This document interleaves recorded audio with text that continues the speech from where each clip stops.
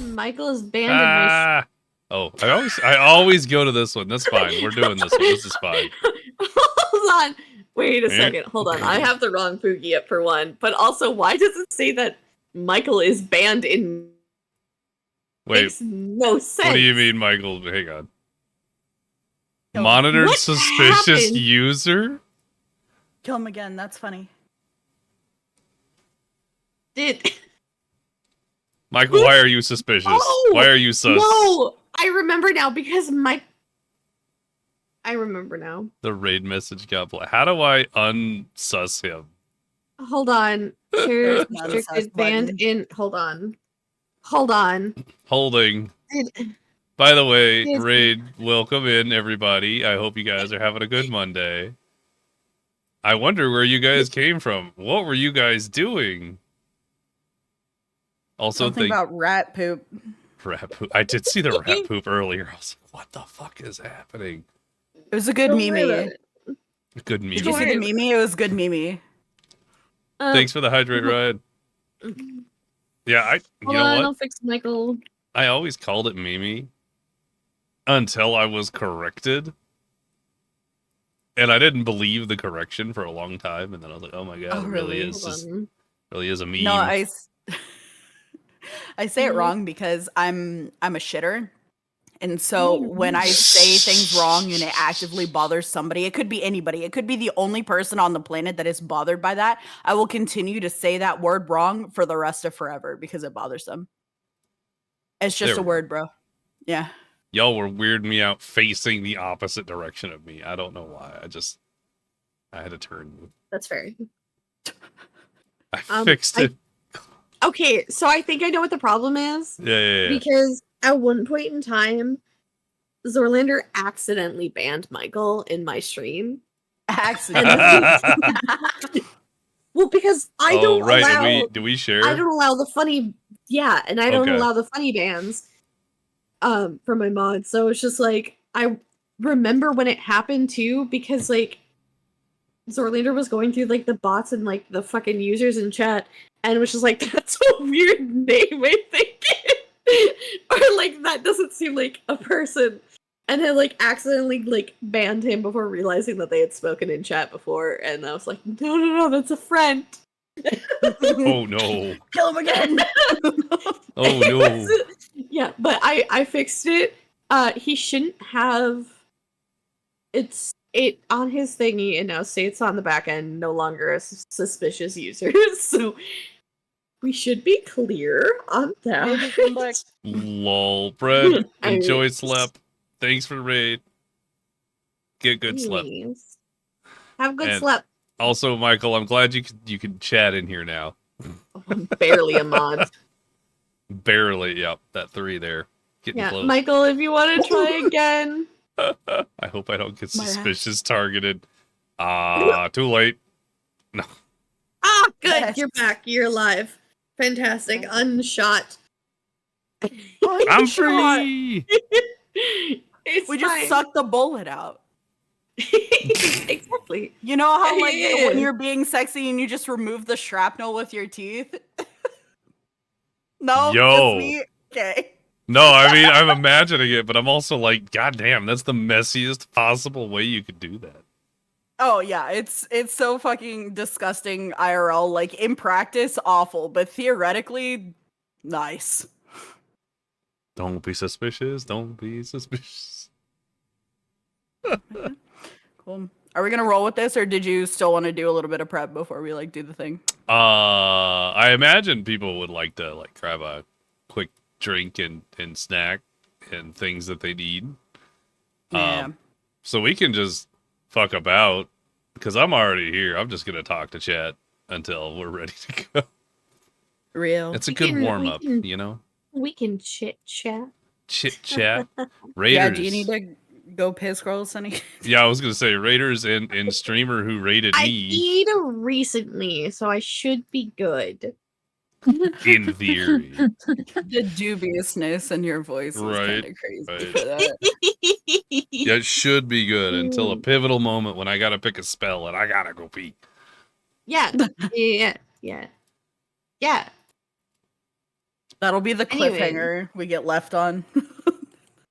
Oh, The world will never know. I was talking about this, but you're doing some hella long stream today there, Sonny.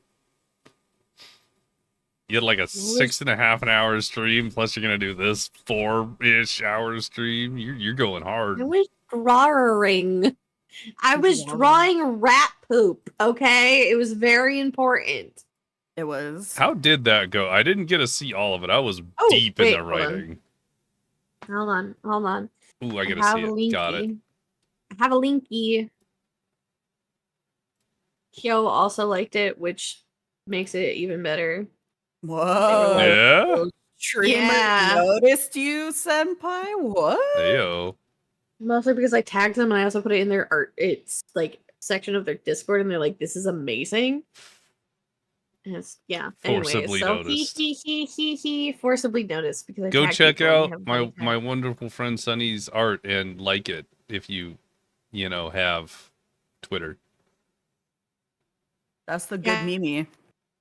Posted on the other thing, but yeah. Twitter, I was logged into you literally not even 10 minutes ago. What is this bullshit you are trying to pull on me right now? It's out here like, nah, you're not logged in. And I'm like, but I was. But I was. Yeah, rat shit.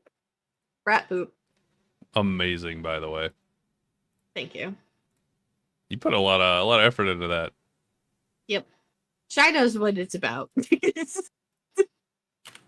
Shy was. I've never joined the stream until today, for like on my own.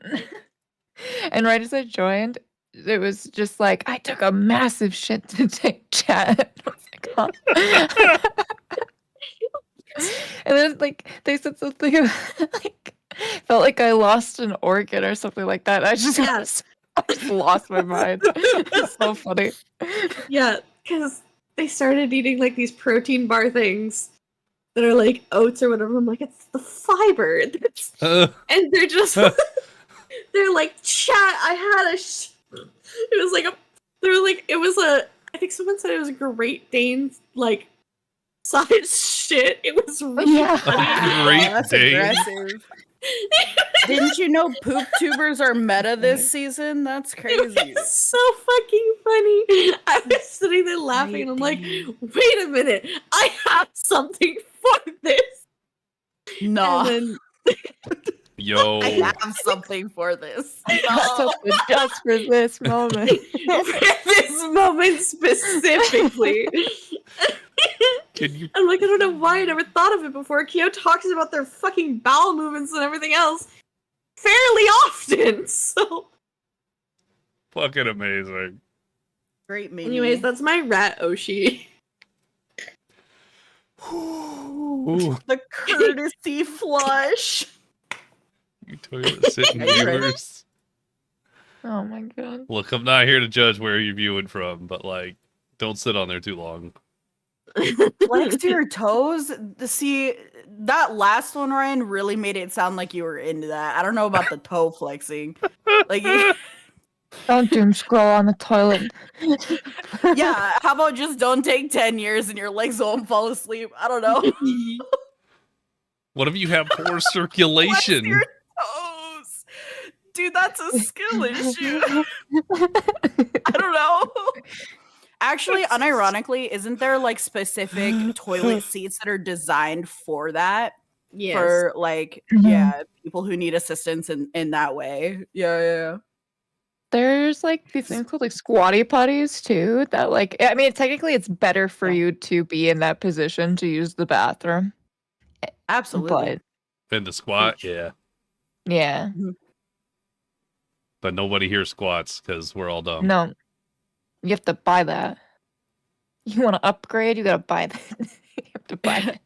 I'm down for like the squatty potty method, but the thing that I get so nervous about is in other countries how they have the toilets are just different and they're built into the floor. So you don't have the option to say it is only squat. So it's like a civilized version of like just shitting outside, and like I have to mentally prepare because when I'm camping I don't care, but for some reason when I'm in a bathroom I care.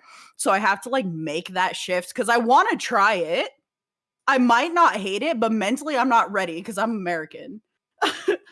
Yeah, that's valid. I can't say I've ever done one of those, but I'd try it. It's like when you try a bidet for the first time. I still haven't done that. I gotta try that too. No. Enlighten your ass, Mordred. Enlighten your ass. They're life changing. We'll have a fireside chat whenever that finally happens. I'll invite everybody. Fireside. That'll Put be it the on the podcast topic of the week. It's Bidet side chat. bidets. Let us we'll fun. What? Bidet. The conversation will just flow. Oh You're my welcome. God. Anyway. Oh my god. No weighing. Jesus Christ. That's crazy. So anyway, welcome in everybody. Are we all ready to do D&D things, you think? I'm so D&D. Mm-hmm. Okay. Ryan thinks that toileted. Real. What? The public restrooms in non-tourist China is a hole in the ground. There's a bunch of places that are like that. Like, I'm pretty sure that, like, again, this is probably just an American thing where I just assumed that all toilets were like they are here and they're just not. You know? But and like when you realize that, just crazy, wild. But yeah, we're here. We're Mr. DM, I would like to roll to steal your panties. Wait, we gotta get to the right screen. Hang on. Yeah, you're right. I gotta open the thing. I'm Gotta locked out. open the No. thing. You didn't open the thing? No, I forgot to open the thing. You haven't opened the thing? No, just been staring at my screen. What do you mean? We're in bed together. Come on. Oh, we are. Heyo. Oh wait. Shit. What did I I'm do? very, It's very either drunk. Heyo or it's cute, and we're not sure which. We're both very, very drunk. Yeah, they were smashed last night. Can we roll to see what happened last night? Dude, neither of them would have tried anything even if they're inebriated. I don't think anything happened. I think just the fact that they're sharing a bed is a goddamn miracle. Honestly, The only thing that would have happened is Yeah. Kyrie would have tried to snuggle Mads. Yeah, I can see that. I was just about to say that too. Mm-hmm. Rolling to see if Matt's allowed snuggling. Oh my god. God. I love that you do that for yourself. It's like not even a necessary roll. You're just like, let's see. My character can take this a few ways. Which one do I want? All right, let's see Can it. I What do roll you got? for it? What would it be? What would it even know. Roll be? for Charisma? snuggling? Grappling? What do you, I don't know. Grappling. Grappling is a different kind of roll, guys. You know Yeah, I what? don't know, You know what? You're charisma. just gonna roll a flat d20. Just no modifiers. Just see how this goes. Are you picking your own number, or would you like me to suggest? You can suggest. If it's over a 10, you snuggled. Yeah, that's fair enough. They're drunk. I was gonna say 12, but well, No snugs. No. didn't matter snugs. either way. No snuggles for me. Well, that doesn't mean Mads didn't try and like tiny spoon you. It probably would have been closer to like a jetpack scenario, like because Mads has to be in control. Oh. Brian with the inspiration. Oh, inspiration on that roll? Oh, Damn. we're gonna try Inspiration again. to snuggle. Reroll. Reroll I the... still had inspiration from the last time too. I think. Oh my god, how Oh, many I times think whenever you we try might. this roll? Mm-hmm. I'll say, if you going forward, you gotta use inspirations before Uh-huh. the end of session or they time out. Yeah, I do believe you said that That's at the fair. beginning of session, and then at the end you were like, and now you have one for next time. I I'm forgot. like, oh. That's Yeah, fine. I think we all forgot. They got worse. Yeah, We I did. forget every time. Technically, you still have another inspiration if we're rolling with the one you had last one. Yeah, You can yeah, always yeah. you can always yeet. But if you fail 3 One times, more. it wasn't meant to be. One more. Chat, one more try. More time. One more try. Come on, chat. In the chat. One more No. try. So close. No! Man, I'm being That's very crazy. resistant. They're just never Oh my gonna God. cuddle. But No. this is lore accurate. There was so no it's- spooning. No spooning at all. Spooning. Sad. Modded orange. No, there's no spooning orange. Nope.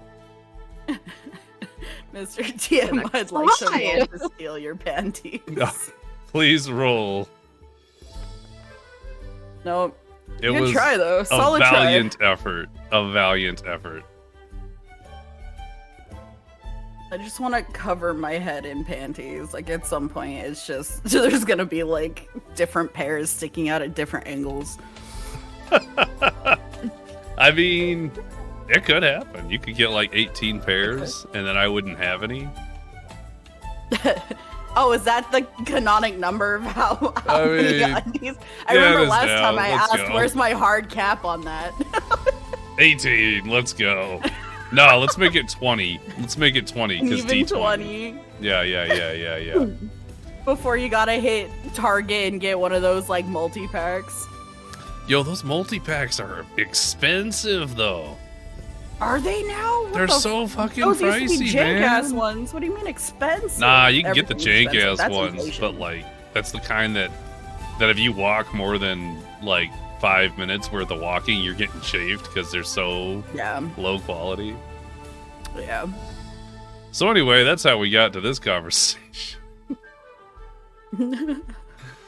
Oh, Yippee! okay. So Last time on Dragon Ball Z, I think last time. Sunny has it. Who did it? I'm pretty sure I did it last time. I gotta write this down. I really do.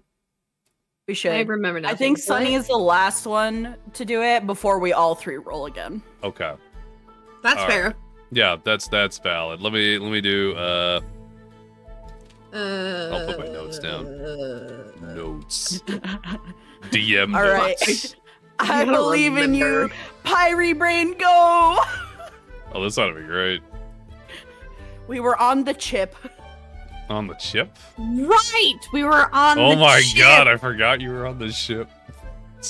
like all I remember is the bar. I don't remember anything else.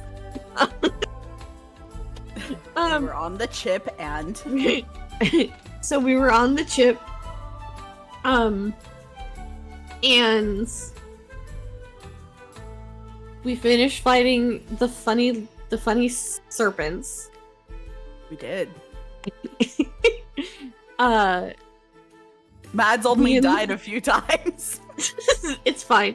Me and Larry had a little bit of a fight over one of the serpents, but I prevailed in the end and got my lovely snake skin. Yes, you did. It's very long, currently wrapped around my entire body. I think Larry flirted with someone again. 2, 3, 3. Again. Again. I Again. lost the chef, but I gained Bruh. the captain guard for sure, and I'm True. working on the tavern owner. True. It's lukewarm. Failed to flirt, did a flirt. There was a cat lady. We had some really tasty food at a tavern. Me and Mads participated in a drinking game and I fucking won. And and I think Larry's sleeping with someone again. And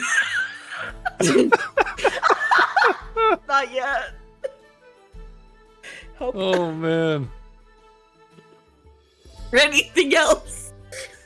What about your mice? You had mice. Oh, right. I have mice. Mads still refuses to snuggle my mice, but I will prevail in the end. One day. One day. They will. I am unsnuggleable, apparently.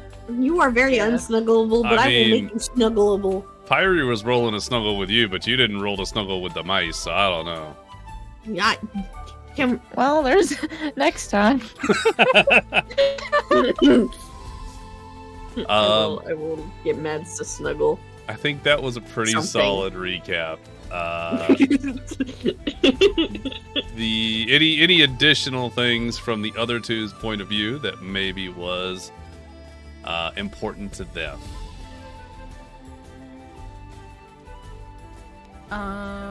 Just that we are kind of on the right track towards finding the two people that we need to find.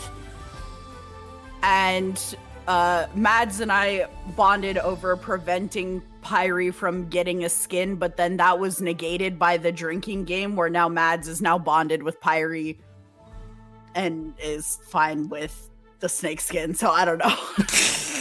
Mads the party balance is up in the air as it should be.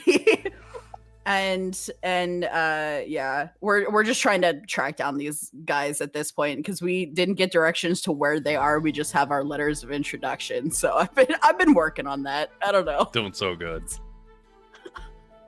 Mads actually rolled well on charisma and managed to not be a resting bitch to every single person that they interacted with.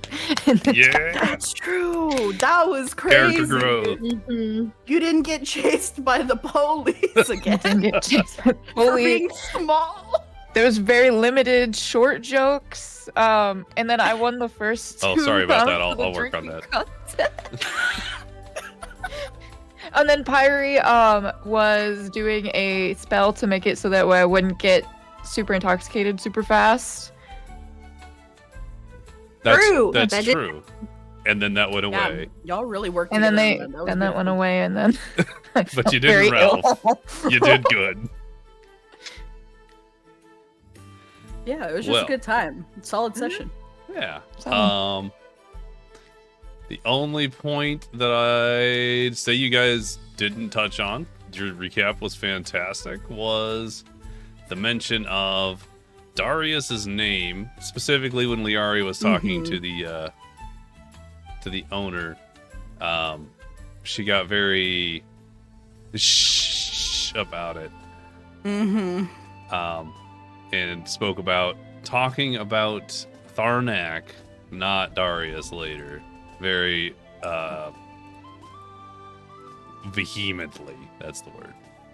Yes, the important part of the conversation that I'm going to have today at some point. Yes. I do recall that. And I let that go very quickly because of the way I rolled to try and gauge whether or not she's down for slavery or not.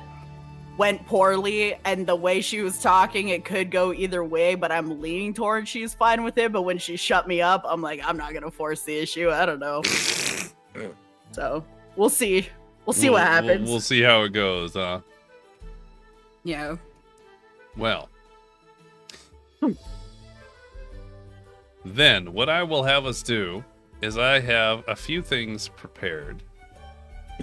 Can we roll to see whether or not that guard came in the night? The guard captain. Wait, I wrote her name down. I can do this. Look at you taking notes. Captain Haru. Did Holy Captain Haru come last night, or is it like a tomorrow night angle? Maybe. Oh my god, that's hilarious. Yo, what's hilarious? Sorry, my brain did a thing because Captain Haru. But the rat that I was doodling today is a funny little pirate rat named Kyoharu. Oh. That's fun. Oh, she has a full name. Let me go find it. I just wrote down what was on the picture. Haizimara's Home Chucky. But they go by Haru. Home Chucky.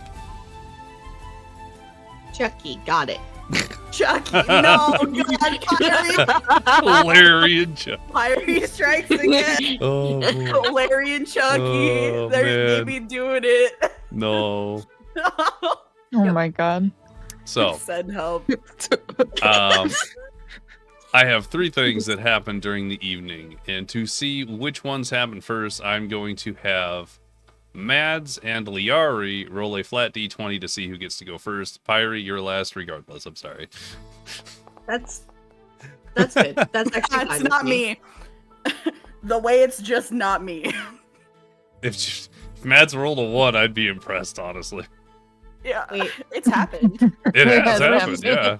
Mads is second in line for having the second worst rolls. It's like me up there. I have like somewhere between 10 and 15 ones under my belt. And like Mads had like one really bad session. I don't know. rough. Like sometimes I just fuck up in the worst ways, right when Yeah. you really don't need that to happen. Yeah. Goes The dice mid, are funny. You know? It's funny. Funny dice. Hee the funny dice. So then.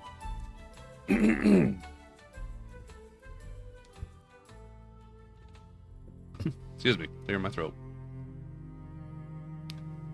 As the evening wears on, Mads and Pyrie, you made it to your room eventually and found there was a single bed and somehow managed to share it without actually doing any spooning. Guess I'm each my head. Almost a talent. Almost. The way I feel like Mads would be like fully just like on like curled around into like one area, like very clearly refusing to touch anything that is around Pyrie. The wall of pillows, the canyon. I mean, to pick up the slack on my short jokes, he's the height of a pillow, so. Damn. Hey, man. So when you said you were gonna work on that, I thought you meant in the opposite direction where you were gonna lay off a little, and the way you're just like, no, I gotta meet quota. Double down. Company has quotas to meet. Oh. Oh my god. Sorry. Anyway. Alright. Mads. You have drifted into a restless sleep, and the edges of your consciousness blur as your mind transports you to a place both familiar and hauntingly distant.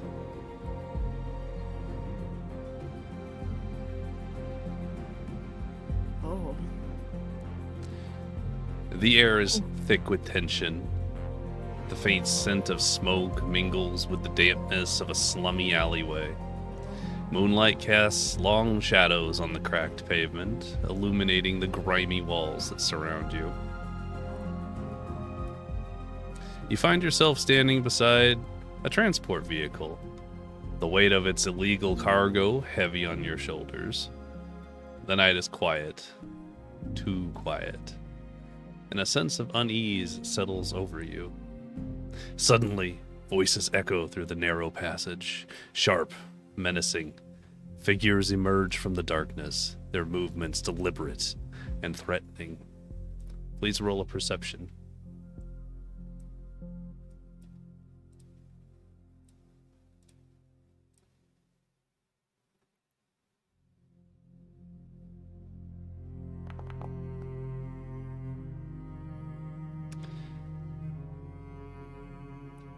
As an ambush unfolds around you, you catch sight of several of your adversaries. Their wrists are marked with black chains, intricate tattoos that signify their allegiance to one of your competitors, the Black Chain Syndicate. Panic surges through you as the attackers close in.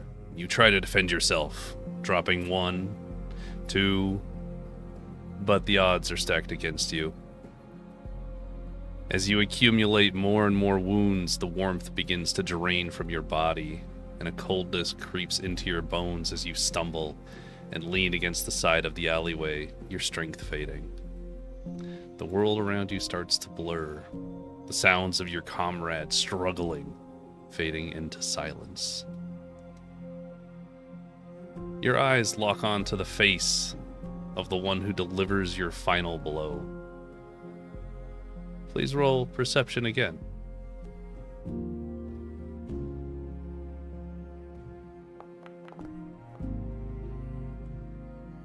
Cool.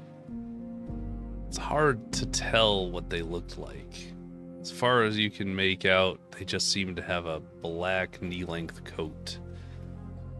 But one thing you can't forget is their steely gray eyes that burn with an unspoken malice as they stare at you. You feel as the blade enters in and then out through your backside. A chuckle seems to come from the distance, far, far away. As the syndicate members seize the cargo and retreat into the night, you gaze at the remnants of your clan, and you watch, one by one, as they become motionless around you, their lives extinguished either during the battle or slowly over the minutes or hours that you've leaned against this wall. Is this it? Did you have no greater purpose than to bleed out in an alley? The realization settles heavy on your heart, and the despair is almost too much to bear. And just as the darkness begins to claim you, a stunning white lotus blossoms into existence in your hand. Its petals are pristine, radiating a soft, ethereal light that illuminates the surrounding gloom. The flower emits an intoxicating fragrance, soothing your weary senses. And on the peripherals of your vision, the outline of a woman materializes. Please roll perception one more time.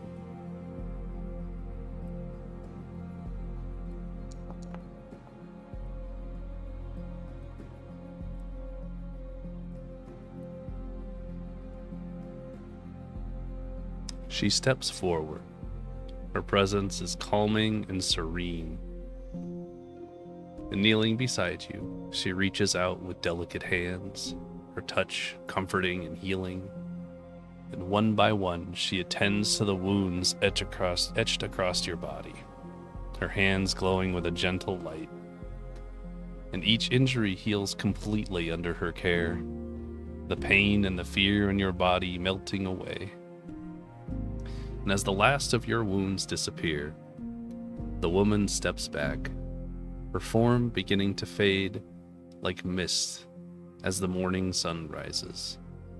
The lotus in your hand continues to shimmer softly, leaving you in a peaceful stillness. As your eyelids flutter open, the memory of the dream lingering like a fragile whisper, you lie there, heart pounding, the scent of the lotus still faintly in the air. And the warmth has returned, replacing the cold fear of reliving that night with a renewed sense of purpose. One day you'll learn more about her.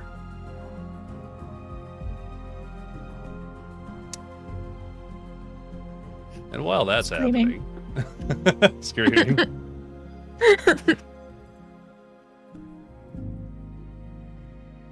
It was a fun dream.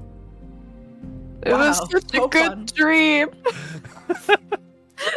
And don't you just love reliving your fucking death over and over? It's not like anybody here is traumatized. What do you mean? What? At least I get to see the goddess. Worth, I guess. Worth. Yeah, it sure Um, was a woman. Out of curiosity, before I move on, over in the journals tab, so the top right, the open book, can you, if I change this to observer, can you guys see a particular entry in S5 Plus? Or can you see all the entries? I see none entries. None entries. Yeah, I got nothing. Okay. Edit. Because I want you guys to be able to like look at these again whenever you want, but like configure ownership. Maybe I gotta give you owner? I don't know. Anything in there now? Not for me. Damn. Maybe do I have to like maybe close it and reopen it? Nah. You shouldn't have to do that. But might that's be alright. a copy paste in Discord. Yeah. That is a great idea. You're so smart. in our player notes section.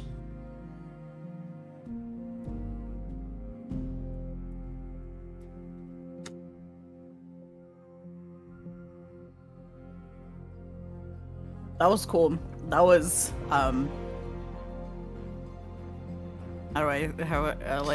harrowing, I guess. Harrowing is a good word. I'm glad it was harrowing. Speaking of harrowing. Oh. No, leave my trauma out of this. Stop it. No. No, don't send me back. Please. God. Anyway. It's fine, Chad. Don't worry about it. This is fine. Liari, it is the middle of the night. What are you currently doing? Are you sleeping? Did you stay up waiting for somebody? I mean, I don't necessarily have to stay up because my sleep is a meditation where I remain conscious regardless. My long rest is a meditation for 4 hours. So, yeah, I'm vibing. I did the dishes like a good worker bee. Okay. All right. And then I go to... I maybe at like one point would have checked in with the others just to make sure, because they made it to their room, so I'm assuming I told them where it was. Just assumed they made it. Well, because they wouldn't have known that we even had rooms, right? Because I was the one negotiating that. So at some point, I just to retcon a little. I would have had to have told them where their room was and just make sure they got tucked in, and then I probably would have fucked off because they're obviously having a moment. So I'm like, wow, I'm so proud of you. Anyways. In your meditative state,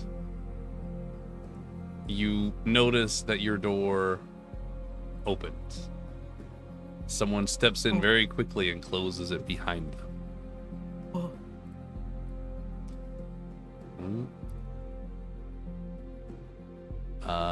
If you hear a faint click as the door to your room quietly unlocks, followed by a soft rustle of fabric.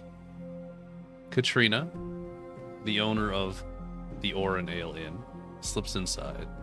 Her presence is familiar and urgent, and her chestnut hair remains neatly tied back in a practical braid, though a few strands gracefully frame her warm brown eyes. Katrina moves quietly, seemingly practiced, and her earth-toned garments blend in seamlessly with the room's ambience. She pauses for a moment, searching her surroundings before meeting your gaze.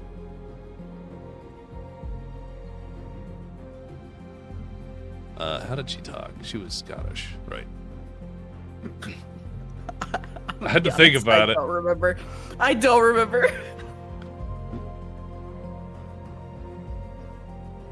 Liari, was it? Are you awake? I am. Can Good. I help you with something? I said we'd speak later. Now is later. Okay. I am here. I'm ready. You're looking for Darius. Yeah, he was one of the people we are looking for sure. You didn't seem too keen on talking about that, though. Not in front Is there of a reason for that? Not in front of the customers.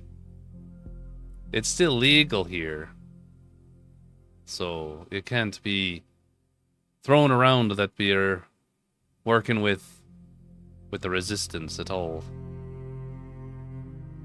The Freehold Rebellion is not looked upon favorably by certain individuals. Do those individuals frequent your establishment? Not often, but their spies are everywhere. It's best to be staying safe. But, to get to the point, you might have guessed I'm a member of the Freehold Rebellion. We're very dedicated to dismantling the Black Chain Syndicate and all other slavers, putting an end to it here in Silver Song and the Echoing Isles at large. takes an extra step closer. Tell me, why do you want to meet Darius exactly? Well, can I tell whether or not she's being truthful about her being a part of the resistance, by the way? Roll insight.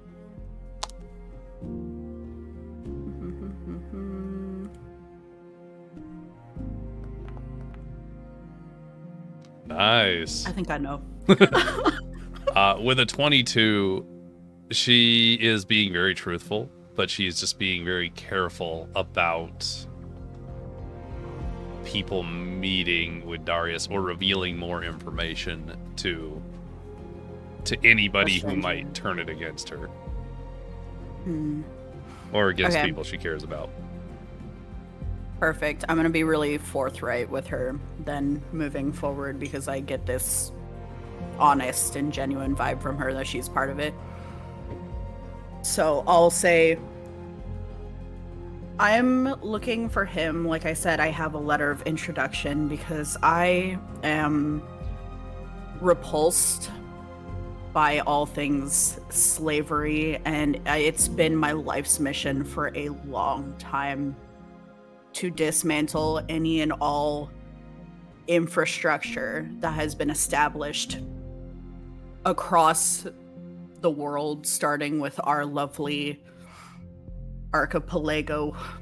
And it has, you know, we're getting there in some places, other places need help. I just got done dismantling a good portion of what was going on over in Lorehaven. And this was where I was pointed to next. And so I was hoping to meet with Darius to figure out what's been going on in the area, because that's where the shipment from Lorehaven was headed towards before I thwarted it.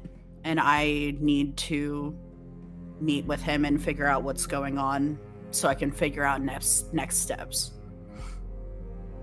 I see. You said you were in Lorehaven. Did you happen to meet anyone by the name of Elias Dramer? Elias? That is the man who has written said introduction letters. Oh. Yes, he was the one that made me aware of the situation locally, and we happened to actually save him from being handled himself. He got into a bit of hot water there, but he's fine now as far as I'm aware. We left him well and good. That is a relief to hear that someone is looking out for him. I'll arrange a meeting with Darius for you then. I'll make it. It'll take place here in the room where your friends are staying right now. If you come back tomorrow evening, or I guess it's tonight, I'll make sure he's available. There was another person you were looking for, the Tharnak. Was that correct? Yes, Tharnak Bramblefoot. When I had asked the guard captain that we came across on our way in, she pointed us to this place as perhaps a place that he might frequent, so I was wondering if you also knew about him. Yes. As I stated before, he did come here quite a bit just for the stew, but he hasn't been here for about a week. But I did get the location of his shop. You're welcome to check it out tomorrow. Perfect. Yeah, I was gonna ask for that. No, what do you want? The location, because she has it. Yeah, the shop is located on Notch Street, just 2 blocks east of the city center. Keep a low profile and stay vigilant just in case there's something happening over there. You don't need to record the location, though, if you don't want, because that's not really... I'm being a better player. You're doing so good. I'm so proud of you. Let me cook. Okay, but she said there might be something going on over there. So is there some civil unrest that I need to be aware of moving about? Oh, there's always a bit of civil unrest here. Nobody likes seeing people in chains, except those who profit from it. But she places a reassuring hand on your shoulder. I'll make sure you get your meeting with Darius at very least. Thank you. And then I'm gonna kind of like, since her hand's on my shoulder, I'm gonna put my hand on that. I'm gonna say, with the face. Yeah. Is there any way that I could show my appreciation for how hospitable you've been and all of this information you've shared? Wink, wonk. Because you didn't crack, I will allow you to roll charisma or persuasion with advantage. Oh, the way you're giving it to me is No. so nice of you. Yo, nat 20. Let's go. Whoa. Wait, where's my funny button?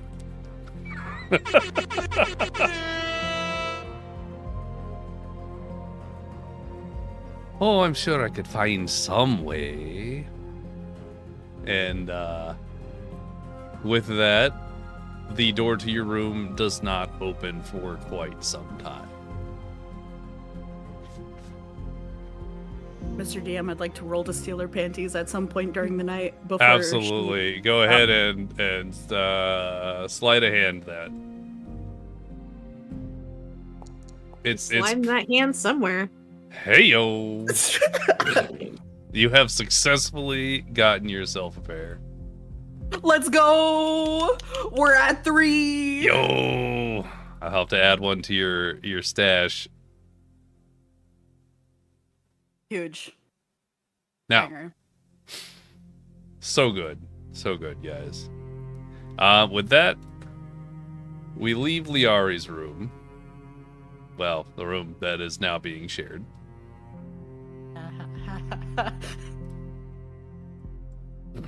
We come back over to Mads and Pyre's room.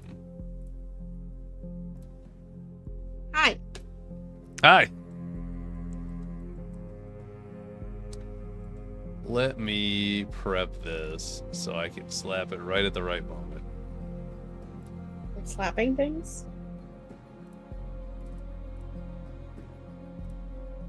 Slapping things. Oh, you said slapping. Slapping? Well, yeah, slapping, not... Yeah. Pyre. As your internal clock signals its morning, you stir from a peaceful slumber. The inside of the mountain gives no natural sunlight to denotate the time, but you know without seeing that the sun is beginning to rise on a new day, and blinking away the remnants of sleep, you become aware of the comforting presence nearby. There, nestled in a cozy corner in the corner of your bed, lies your beloved family of mice. Their tiny paws twitch ever so slightly as they dream, their little soft breaths creating a rhythm that brings a smile to your face. The mice huddle together, their tiny bodies curled into perfect little bundles, and their fur glistening faintly in the soft glow of mushroom light. And as one of the smaller mice notices you're awake, it nuzzles against your hand.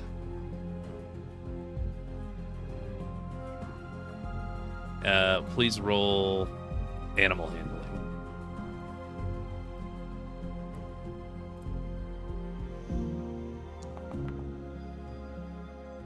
Very good. Thought that was gonna hit a 2 for a second. The DC is not high, but a 2 is not a success, so... Gently, you reach out your hand, careful not to disturb the other's slumber. You stroke the soft fur of your small companion, and the mouse responds with a contented little squeak. its eyes fluttering closed as it falls back into a quiet and happy sleep. And in this moment, surrounded by the creatures you cherish and your friend sleeping nearby, you feel a profound sense of peace and happiness that is a little different than your daily. You feel a little more joyful and excited to take on the day. With that, morning comes, awakening you all. Liari, as morning kind of does come, your lovely friend does take their leave. Yeah, that's fair. Long day. Long day ahead. Long day. Long night? It's a long night into a long day because she is a working woman and I have stuff to do. Yeah. Yippee. But I am gonna feel like kind of pumped up and good about myself though. That'll carry me a lot of the day, even though very little rest. Yeah, I'm not going to give you a point of exhaustion only because that is a worthwhile endeavor to be exhausted for. You know? I rolled a 20! We let me have it. Yeah, that's fair. So with that in mind, you guys are now able to roam freely if you'd like. We can change it from the Wiggling time! quiet music to a more jovial tavern theme. Gonna have to open the doors first. I know, it's like you guys close them. Or I did. I don't know. I was trying to leave and I'm like, simply cannot. It won't let me. Kyrie, you have over a 15. You Senor. You specifically, as you kind of run into Liari at the bar, notice that Liari has got a lot of pep in her step this morning. No, I've been Can caught. I just... Okay. Okay. If Liari, or if Kyrie's gonna notice that Liari's got more pep in her step and is like keen on what's happened, I'm assuming she knows. Like, knows that, well, you know something happened. Like, she's very happy for some reason. Not necessarily that you would know outright that that's the reason.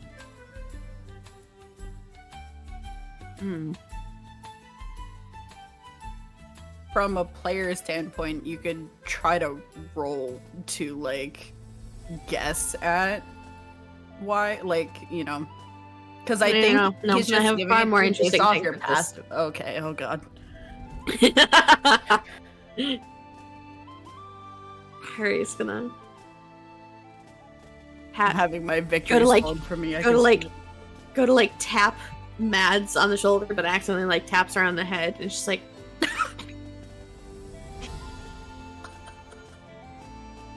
You guys "Why are doing is so she good. smiling?"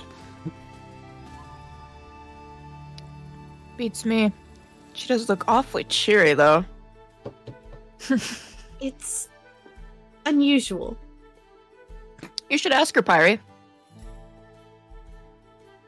How far away are you doing this from me? Because I would probably notice or attempt to notice if you're doing this right. Oh yeah, next no, to like Pyrie is being like very obvious. She is not being sneaky about this at all. She's Then I'm next just gonna to you. Yeah, then I'm just gonna say it's just a good day. I mean, it's a good day to be alive. We've been through some ordeals, but we're standing strong. What's wrong with a little smile in the morning? Y'all had a great night. Y'all won that drinking contest. I feel like Mads would just kind of like have a feeling, or I don't know, just have a feeling, and just kind of chuckle to herself, and probably ask for like a coffee or something from the bartender. I got a chuckle. Oh, Pyrie's just gonna look at Larry and grab her by the cheeks. Oh. And just stare at her Which one? face. Oh, Her face. Which what? Her face! And just be like, and just stare intently at her. Can I just I don't know, roll a perception check? Because I feel like with Pyre's upbringing, she would notice Oh, this you know shit. what? That's a really good point. Roll insight, but you can roll insight with advantage for that shit. oh Yeah. god. She's gonna smell the tavern lady on What me. the fuck? Unbelievable. The I'm one getting away time with I'm it. not rolling. So, Pyre, you do not know why she's so happy. Fantastic. Pyre's just gonna stare at her intently and just be like, You might as well just tell her she's not gonna stop. Tell her what? What you did last night. Pyre's just gonna keep inspecting her face and moving her head around and just being like, what is wrong with you? You know what I did last night was I got us a free night of room and board by doing dishes, and I also happened to have a really interesting conversation and found out where we need to go today to meet up with some people that we need to find. That's what I did. Walking out right at this particular moment is the owner, Katrina, who kind of approaches the three of you. Oh, good morning to the three of you, and kind of looks between the three, lingering a little bit too long on Liari. I'll say good morning with a wink. Oh, it I'm gonna- sure is. Hope the day treats you well. I'm gonna assume that Pyre notices this. Yeah, because it's right in yeah. front of her while It's she's- a little too obvious for Pyre. And now at this point, she's just gonna be she's just gonna immediately release Larry's face. Ugh. And then proceeds to walk on the other side of the Matt will just be laughing silently. What can I get all of you this morning? Are you hungry? Would you like perhaps a cup of morning brew? I'd love some morning brew, please, and maybe some breakfast. Alright, please! I got a pounding headache from all that beer I had last night. Oh, yeah, morning brew always helps with that. Don't you worry. Just gonna turn, kind of go over, and you see her grabbing 3 mugs before returning and putting each one in front of you. It is a mug of ale. It is a morning brew. All Yeah, right. You know, what is it called? Hair of the dog or something? Hair of the dog. Yeah, Yeah, hair where of the you dog that you bit double ya. down the next morning. Yeah. Christ.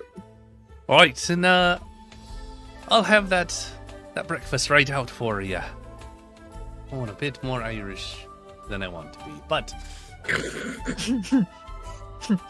Surely it's the same thing, just Ah. to piss off everybody in the it'll be right out. No, that's still Irish. I'll figure it out. That's fine. You're getting breakfast. Fine. That's all that matters. Yippee! Let's go. I got my morning beer. Breakfast.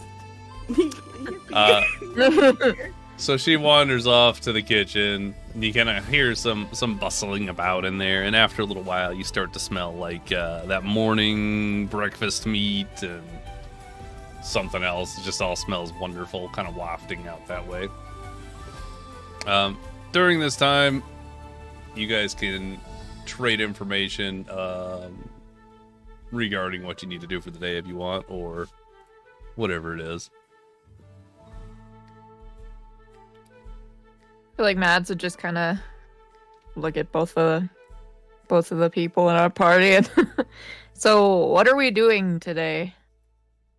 Well, like I was trying to explain earlier, is I did actually get the information about one of the people that we are interested in meeting, and it happens to be the one for both of you, the funny botanist guy. I know where his shop is.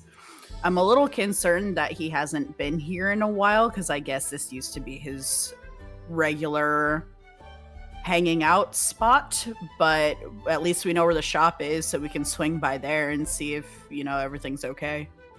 Is it close by, or? Well, it's pretty close to the city center, but I'm gonna kind of. You guys are also pretty close to the city center. Perfect. Oh, okay. So I'm gonna tone down my voice for this last part to be like, I did receive a bit of warning that we should try to stay pretty low key as we go through the streets, because there's a bit of civil unrest. So I feel like Mads just kind of roll her eyes at this, like she doesn't. Like, I was bored on the streets. The streets raised me. Okay, but not say anything. Just kind of roll her eyes. And Liari is just gonna resign herself to the fact that we just always get into some shit. So it is what it is. If something happens, it happens, and we'll deal with it. So, after all your discussions, eventually breakfast makes its way out. It's nice breakfast sausage, you got eggs, you got toast, you got ale, you're doing great. Eventually you finish up and you can begin making your way out of the tavern, which we're going to be doing storytelling, so I have actual imagery to show you. So you won't actually be leaving the tavern, technically. But I would like for you guys... So as you leave, are you going straight to Tharnak's shop? Are you exploring the city? What's happening? What's on your docket for today, guys? I feel like Mads, after hearing that it's the something that's the botanicalist. There we go. Knowing that it's something that's related to Mads and kind of having that dream and finally maybe like something's happening, I feel like they have a lot of interest in going straight to the shop. And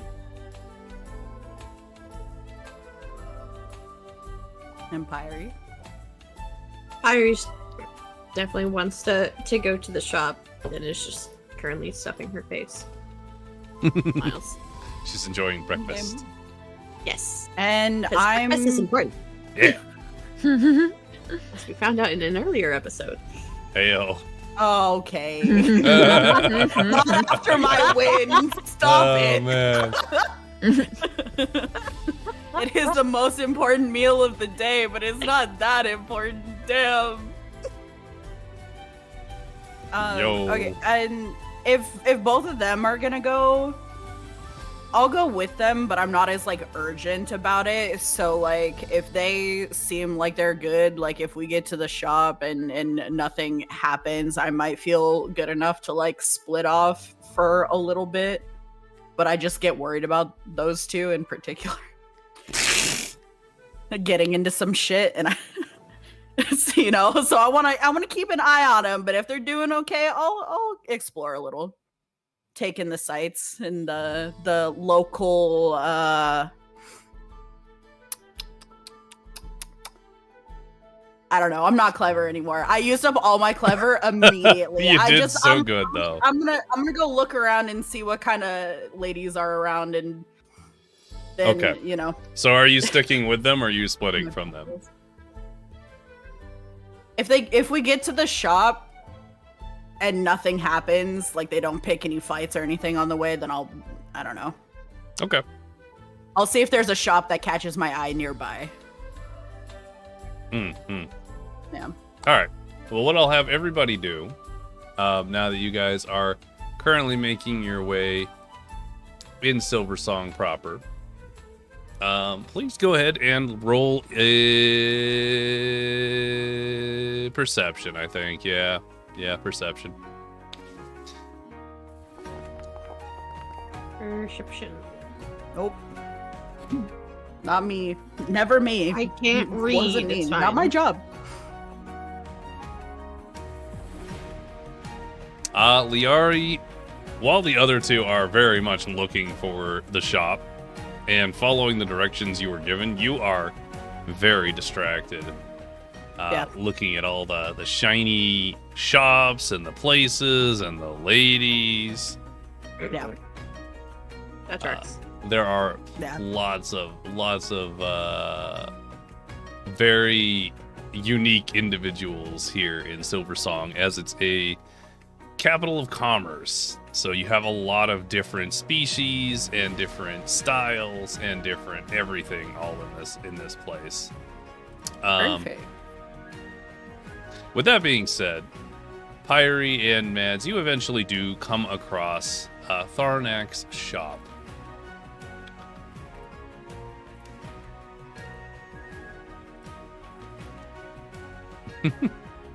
Which is Whoa. which Let's is go.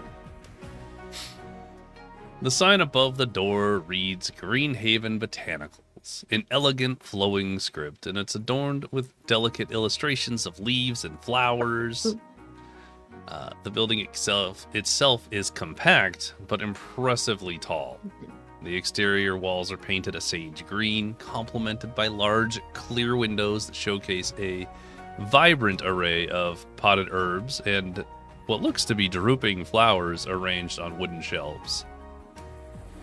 A tall wooden door with intricate carvings of vines and blossoms serves as the entrance, and climbing ivy creeps up the side of one building. End TED Talk.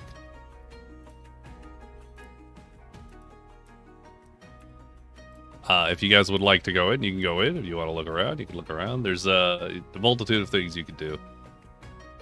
Liari could leave. Who knows? I feel like Matt would want to go in, so. Yeah, same with Pyrie. I want to Yeah, look around probably. and see what other shops are in the area. Or if there's any suspicious characters around, just because I was warned about being normal. Okay. Go ahead and roll me a perception check for looking for people. Okay.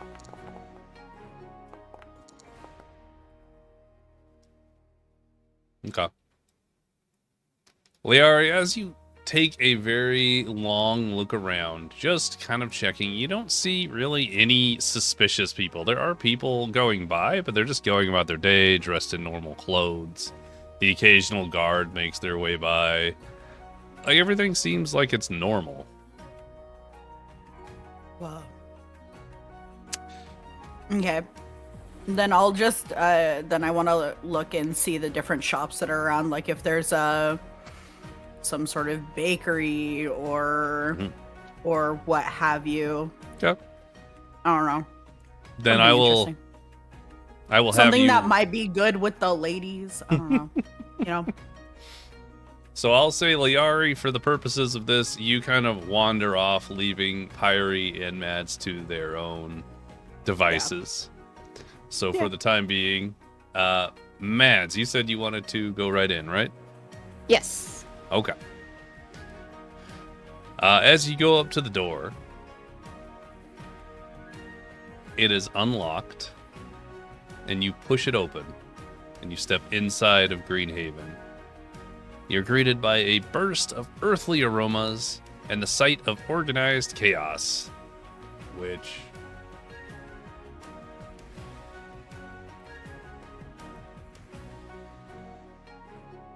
The interior is a delightful labyrinth of tall shelves that stretch nearly to the ceiling, each one overflowing with jars of dried herbs, potted plants, and bundles of cut, but now very thirsty flowers. The shop is divided into two distinct areas. To your left and towards the center, the main section is dedicated to everyday needs, lined with neatly labeled jars of culinary herbs like basil and thyme and rosemary, essential oils, basic home remedies. There's an assortment of dried flowers and herbal sachets for cooking or simple healings.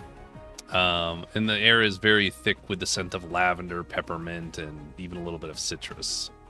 However, on the right and towards the back of the shop, a slightly more secluded area, which is not represented well in this picture, seems reserved for research and specialized studies. Here, large wooden desks are cluttered with open books, botanical sketches, even a glass microscope, which hints at an ongoing investigation into the local flora. Stacks of references, guides, and ancient tomes occupy the one corner, while another corner features a collection of rare and exotic plants in glass terrariums, with a little marker in front of each one, with meticulously labeled names and care instructions. Is there anything you would like to look at in particular? Also, Pyrie, did you follow Mads in? Yes. Okay. Then description. I meant to ask that before I dove in, but like, you know. That's okay. I said Pyrie was want to go in as well, so. I feel like if Matt goes in, they're gonna be kind of taken aback by all of the things, like everything. But they'd probably be glancing around the room trying to find either somebody that worked there or see if they can find anything that's similar to the flower they have. Okay, trying to find somebody who worked there? Like, yeah. Okay. Or somebody that might have knowledge on... Like someone who worked there and knows what's happened to the shop. Correct, yeah. Okay. So I will say, in the shop, there is no one actually working. It seems like it's been oddly abandoned.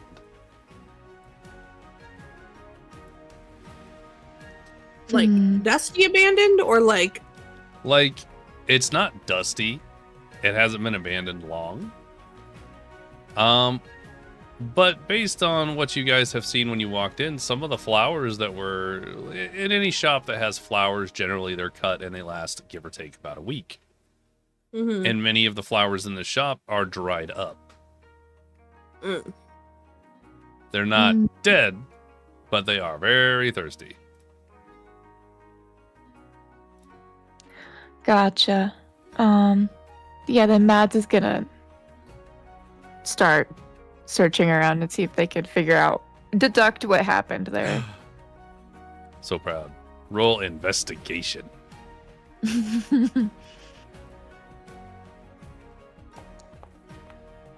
Oh no. I'm a hobbit with no brain.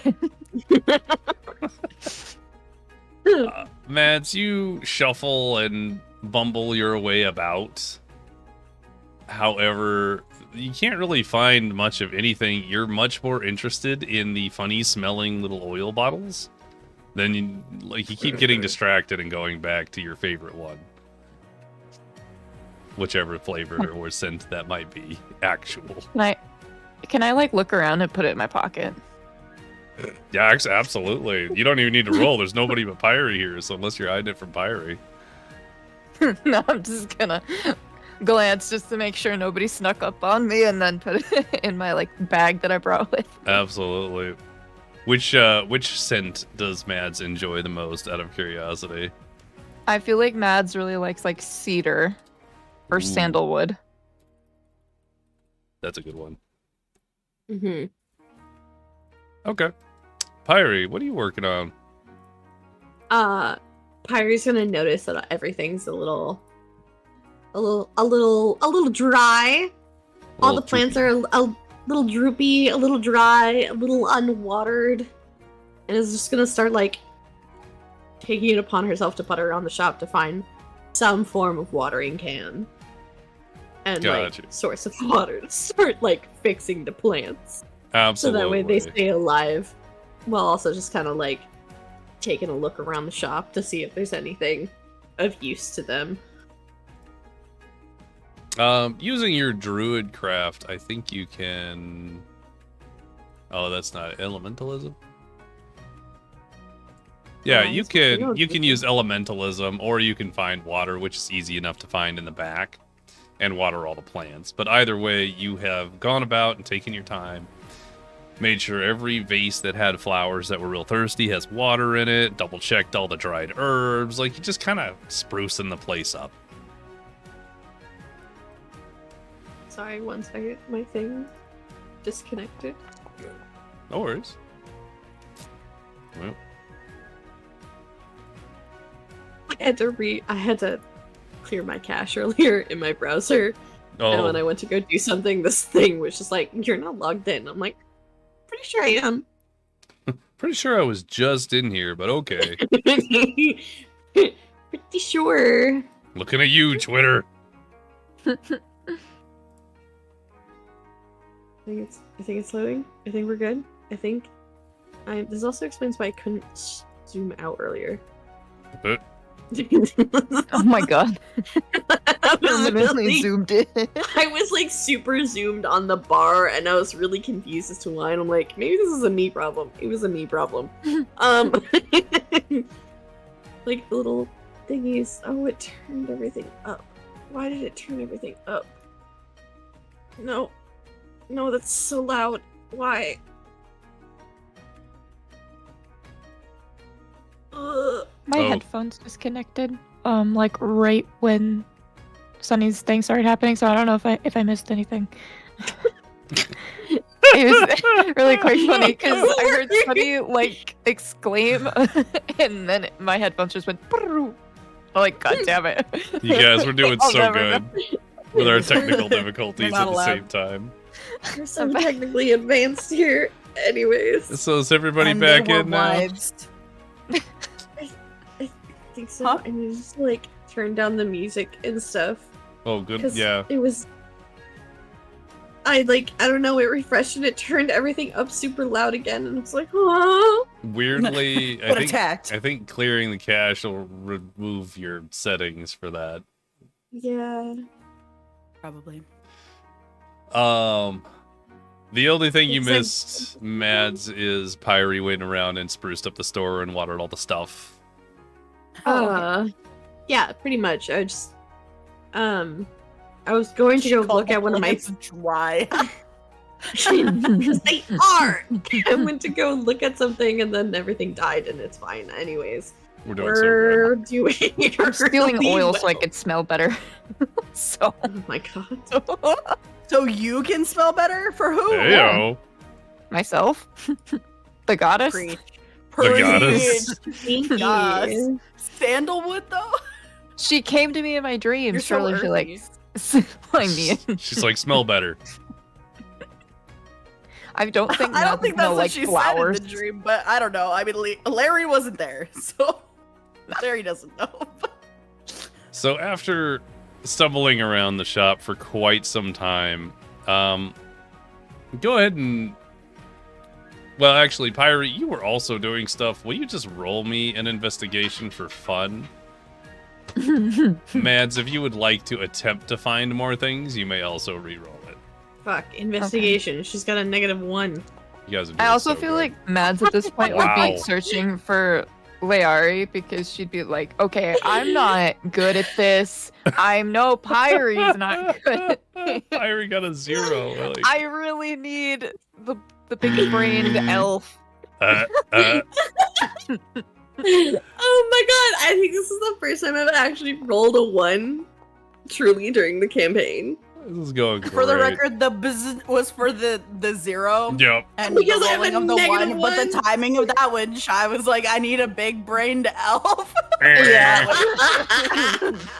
I wasn't shutting you down, I swear. But also, I'm not there. I fucked Yeah, up. Bear's not here. Y'all made it to the shop without starting any Wait. fights. I was like, I can leave Question. you for a little while. Yes. Mr. DM, Yes. could I technically run a nature check because of all of the plants that are in here to see if there's anything that's like any kinds that are different, or if there's any ones that like. Ooh, what a smart option. Yes, you may absolutely roll a nature check. Well, one thing I have a fucking Good job. +6 in. Damn it! Good job. Yeah. Run the nature. Let's go. Unfucking Whoa, believable. One followed by the 20. Yep. You Yep. are a Yep. statistical anomaly. Don't let anyone ever tell you different. Know your worth.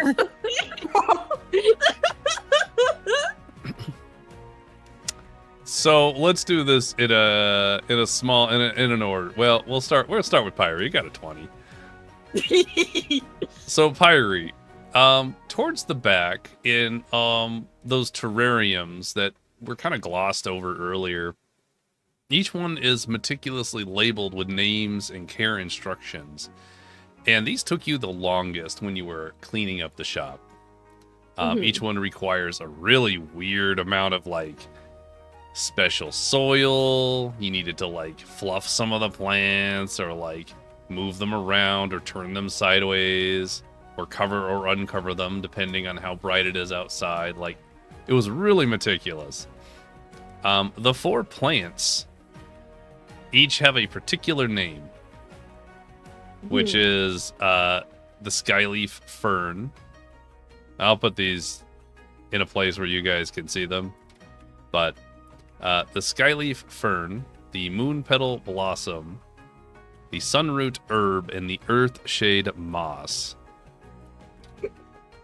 which I'm going to shove into player notes for you guys, because those are really particular names. Yes. Now, all of those are very odd, and because you are very nature-oriented and you rolled a 20, you can tell. I don't know why I removed each one of those, actually. With a 20, you would definitely get this information. The skyleaf fern enhances electrical magic. The moon petal blossom amplifies water magic. Sunroot is fire. And earthshade is earth. It's very interesting to see these not out in the wild. They're very difficult to care for, and only someone with an immense knowledge of nature and like a very precise understanding of how to raise plants could have kept these alive in such a contained space. You are personally very intrigued. Moving to Mads' 10. Mads, you are able to find a...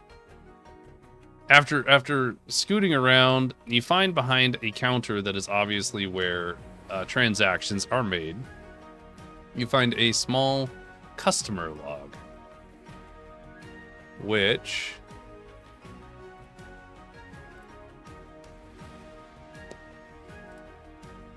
has the following. Now, since it's all text on the screen, you're welcome to read it out loud if you'd like, or I can. It's all you, Mr. DM. So the customer log is a small bound ledger. It's got a sturdy cover embossed with the Green Haven's symbol, which is a stylized leaf intertwined with a mortar and pestle. The pages are filled with neatly penciled entries, each dated and numbered for easy reference. And the handwriting is consistent, indicating a dedicated record keeper. The faint scent of herbs kind of lingers on the pages. As you turn them, you get a new scent. But as you kind of glance through all of these, they're all numbered neatly. And for brevity's sake, I didn't put them all in numerical order. But as you kind of flip through, you see different names. You have Abigail, a waterman who purchased lavender and chamomile, and so on and so forth. The ones that start to catch your eye, as you reach further into these entries, you find an entry about a Lord Ulrich Thornbridge, who purchased nothing, but inquired about the process and requirement for enchanting gemstones using specific plant combinations. And further on, you see another one for Lord Ulrich, where he purchased nothing, but demanded detailed information on the process and potential scalability for mass production. The final entry is also about Lord Ulrich Thornbridge. He purchased nothing, but became belligerent when production could not be scaled up at client's request. Broke multiple tinctures on his way out. Take it as a loss, and hopefully never see him again. you notice that that is the last of the entries in this book. Mm. Your botanist might be dead. I feel like he might be dead. He's in some shit now. I think I'd go over to Pyrie and kind of show her the book and look at it and be like, hey, look at this Lord Alric dude. Look what he did.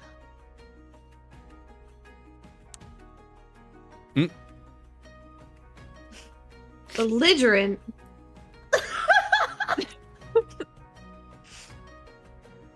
That means get really, really angry. Oh my god.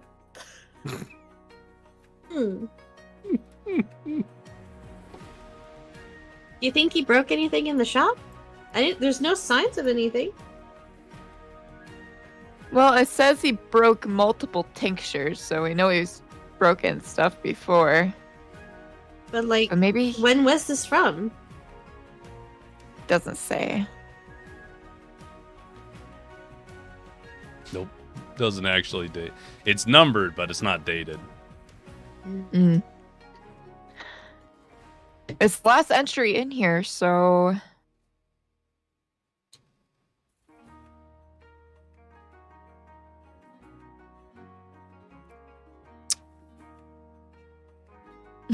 Perhaps we find this Alric person? Thornbridge? Yes? yeah. Maybe they I know where don't- the botanist went. I wonder if anyone at the tavern would know this guy. This lord. Perhaps. There's a couple entries for this person too. Enchanting gemstones. Are there any other records? I lost the photo, I'm sorry. Oh, that's okay. I could bring that up for you. Are There there you any are. other like? Whoa, that's two. Thank you. Are there any other record books? Or is this it? This is the only ledger? This is the only thing I found. But we can look to see if there's more. The only thing I found. That's true. Question, Mr. DM. Yeah. So I have a funny. Hold on. I have a funny thing that I can do that I can cast instantaneously. Okay. What is funny thing that you can do that you can cast instantaneously? Detect magic. Look at you using cool ideas. Ooh. Well, it said enchanting gemstones using specific plant combinations. Enchanting implies magic. Haha.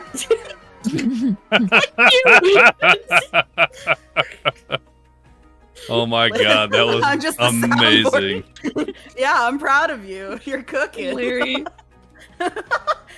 Larry's just having a day. Larry out here just water doing now. some funny shit. Larry's at the bakery. I don't know what you're talking about. Bakery. Oh my god. Oh boy. Okay. So detect magic was used. Pyrie. Mm-hmm. A number of things become very glowy in your purview. Ooh, fantastic. I like glowy. Are you just gonna run around and grab all the glowy things? Or do I need to... Yeah, you know what? Here, we'll do that. So as you make your way through the store, grabbing all the glowy things, Fantastic. We love this. you would not necessarily know what they do. That's totally fine. Glowy shit it is. You It have 1, 2, 3, 4, 5, 6. You have... Technically, you have 4 glowy potions and 2 glowy not potions. This is very distinct. What do you mean glowy not potion? Is it a potion or is it something else? It's not a potion. You have 4 potions. You have a salve of some sort. Okay. And then you have a jar of flowers that glow brightly. Like each flower glows. Ooh, I like glowy flowers. Additionally, under one of the counters in a hidden drawer in a small compartment, due to the fact that you detected magic, you were easily able to tell it was there, is a small, elegantly crafted ring with braided vines and a central gemstone embedded in the center. Ooh, fantastic. Am I able to tell what it does or what it is? The ring? No, not without a identify spell or Fantastic, we're putting it on. Oh, Jesus Christ. Kyrie thinks it's pretty and glowy. You know what? With this particular ring, you just put it on and you don't feel any different at all. Fantastic. Glowy shiny ring is now acquired. You may put that down as a emerald ring.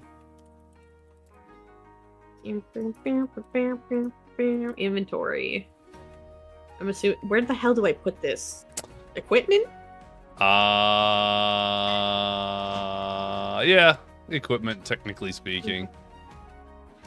As long as you make a note of it for now, you can deal with how to like officially add it later. Yeah, well. 'cause Oh, I'm adding it right now. So Because it could have like an actual entry thing, or you might have to do like a custom one, so it could just be like Wow. a lot of the stuff that I make is all homebrew things, regardless. So I'll have to make the item in D&D Beyond after the session. That's fine. I can just at least put a placeholder. Placeholder is great. I love placeholder. We like placeholder because placeholder reminds us for later. Yeah. But yeah, so you found a whole bunch of magic items using detect magic. Mads, you just watch as Pyrie walks around the store, grabbing what seems to be just haphazard items for no particular reason. And then you watch as she pops a drawer open, finds a tiny hidden compartment and pulls out a ring and immediately just jams it on her finger. What you got there, Pyrie? These are all magic. Holds up the jar of shiny flowers. They're glowing. They are. Do you know what they do? Not yet. What do you mean by yet? They'll help me find a book. Okay. She's gonna roll her eyes and just suck off. I don't know what these flowers are. I've never seen them before. Have you seen them before? No, I have no clue what these are. Fantastic. They don't resemble my flower. Wait, do they resemble my flower? Mr. DM.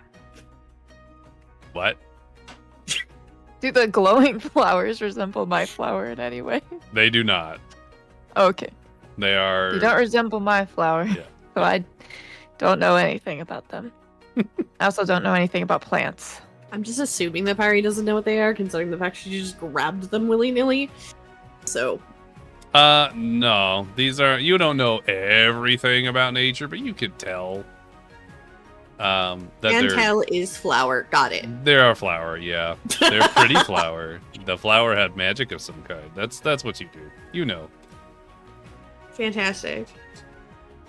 What's next? In the drawer where the ring was found, is there anything else that Pyrie would have noticed when, like, grabbing a shiny thing? You want to roll investigation and look around a bit? Me and my -1. Yeah, we can try that.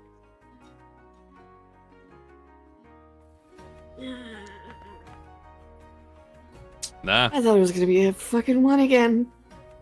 Unfortunately, it just seemed to be the ring. There's lots of, like, books, but they all have a lot of writing. It's tiring just even looking at them. True, Pyrie's not very good at reading. Well, At this point, guys, I think you two have found everything you're going to find. What would you like to do now? Mads wants to leave. Mads is upset because they weren't here and they didn't get any answers. And now Pyrie's just got a pocket full of magical stuff.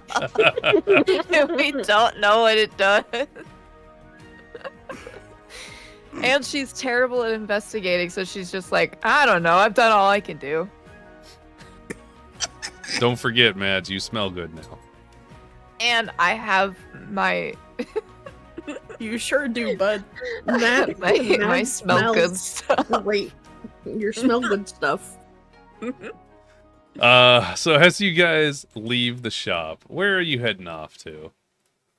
Probably to find Larry. Yeah, I feel like at this point I'm ready for Larry to come back. I'm ready to Do you guys know where Larry went? Nope. a bakery. To be fair, Larry doesn't know where Larry went. We haven't gotten there yet. Let me rephrase this question. Are you looking for Larry? Yes. I Okay. feel like we're gonna start calling out for Larry. Just, All right. Pyrie just screams, Larry! Yeah, we're gonna make it. We're gonna As, make it a game.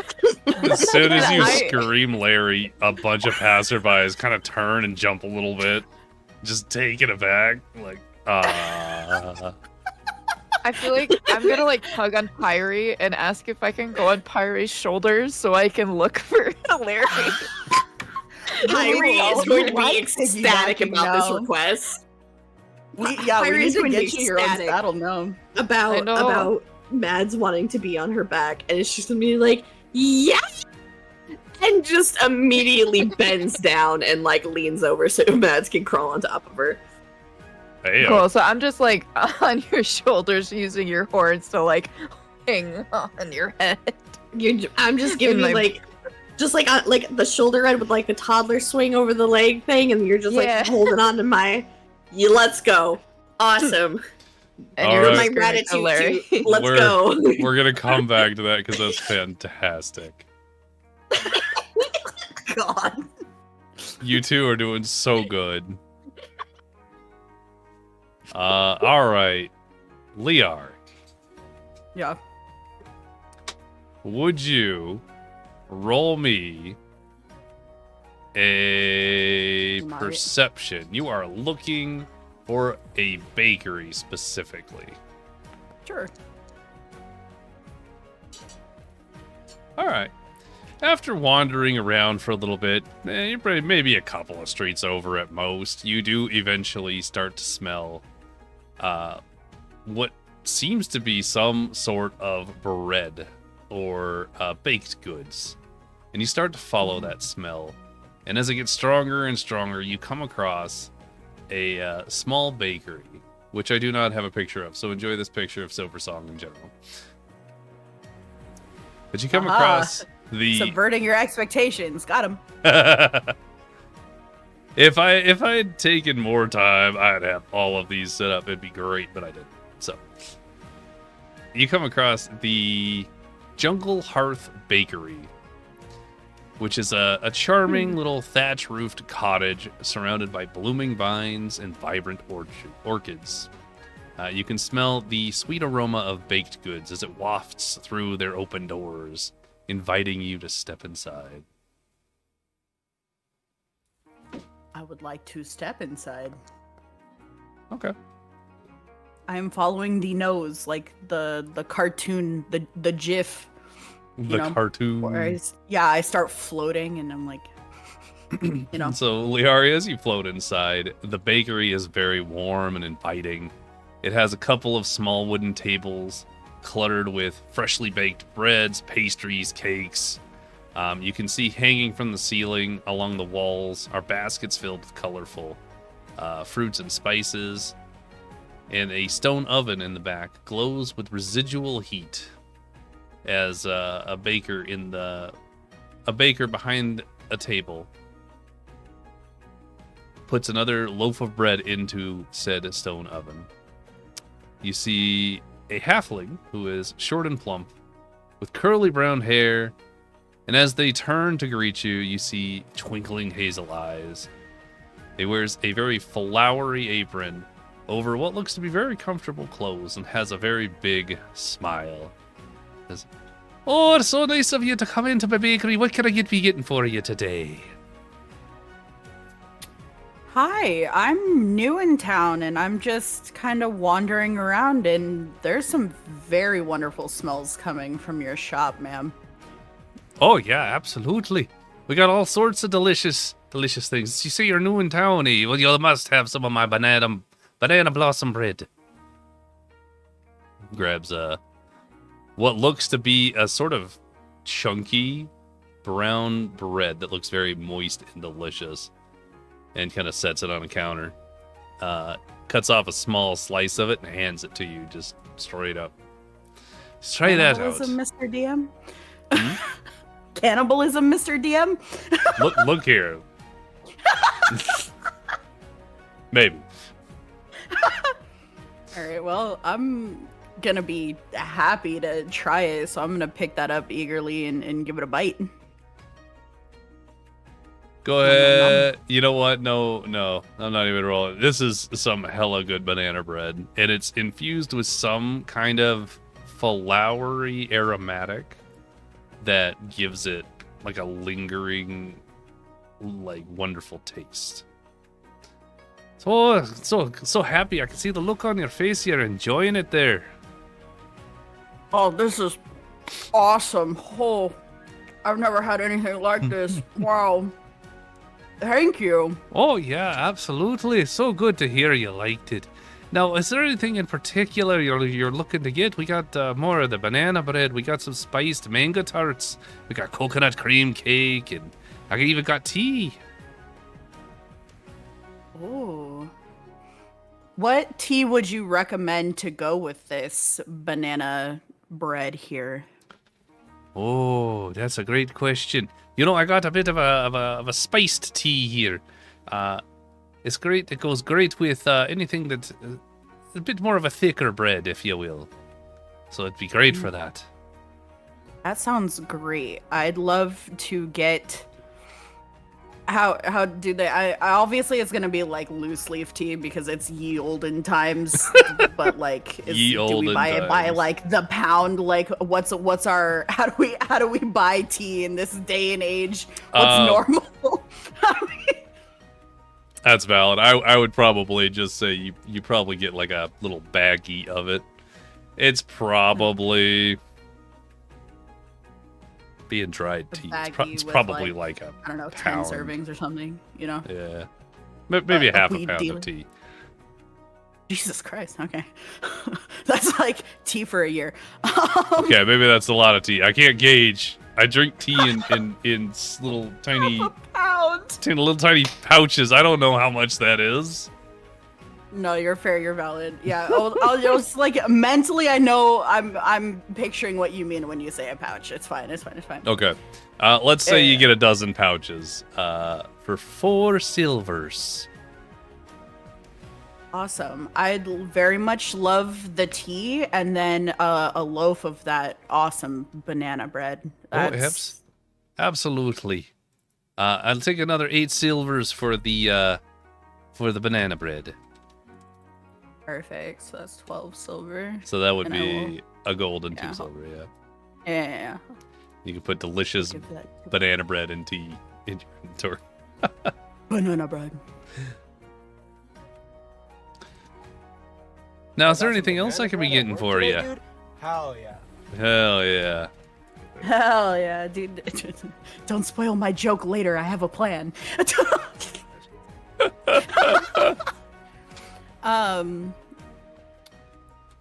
Well, like I said, I'm new in town and I'm just checking out the vibes of everything you got going on here. What do you like to do on your days off? What do you recommend? Oh, there's quite a bit to see here in Silver Song. You can walk around any corner and see all sorts of sights, lots of big buildings. There's, well, you could always go check out one of the temples we have. As soon as I pull it up in my notes. Wow. You get a lot of tourists, I guess, that you have all this written down in your handy dandy notes. All right, it's my handy dandy notebook. Got to be getting that right now. Where the fuck is it? Oh, a little spicy, huh? Locations, organizations. There it is. Jesus Christ. Right. Yeah, no, there's all sorts of government buildings. You have the council up in the largest of the government buildings, which should be named, but is not named as of yet. You also have plenty of temples that dot their way around all of Silversong. The Order of the Silver Light, the Trident, the Moonlit Fae. All sorts of fun places. I think the most notable place you could probably go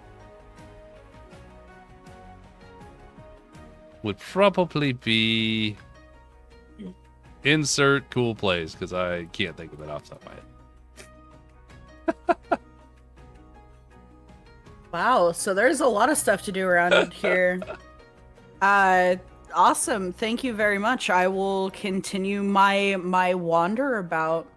And if you ever get into any trouble, or if you ever think up of some new tasty recipes, you'll find me over at the... Oh, fuck. Did I write down the name of the tavern? Oh, shit. Oh, no. Okay, I was doing better though. Can I please have? Can I have the name of the tavern once for free, Mr. DM? The Ore and Ale Inn. I'll probably be in town for a while, so you can find me over at the Ore and Ale Inn. Oh, that's a wonderful establishment. Yeah, I'm liking it so far. Sorry. I wonder why. Oh wow. It's just really the tavern owner is really welcoming and inviting woman. Has a great service there. Oh yes, absolutely. Lots of people here are quite friendly. As I've been noticing. Yeah. Well, let me know if I can be getting you anything else. I'm happy to provide whatever you need. I'll be here, permanently. Permanently. All right.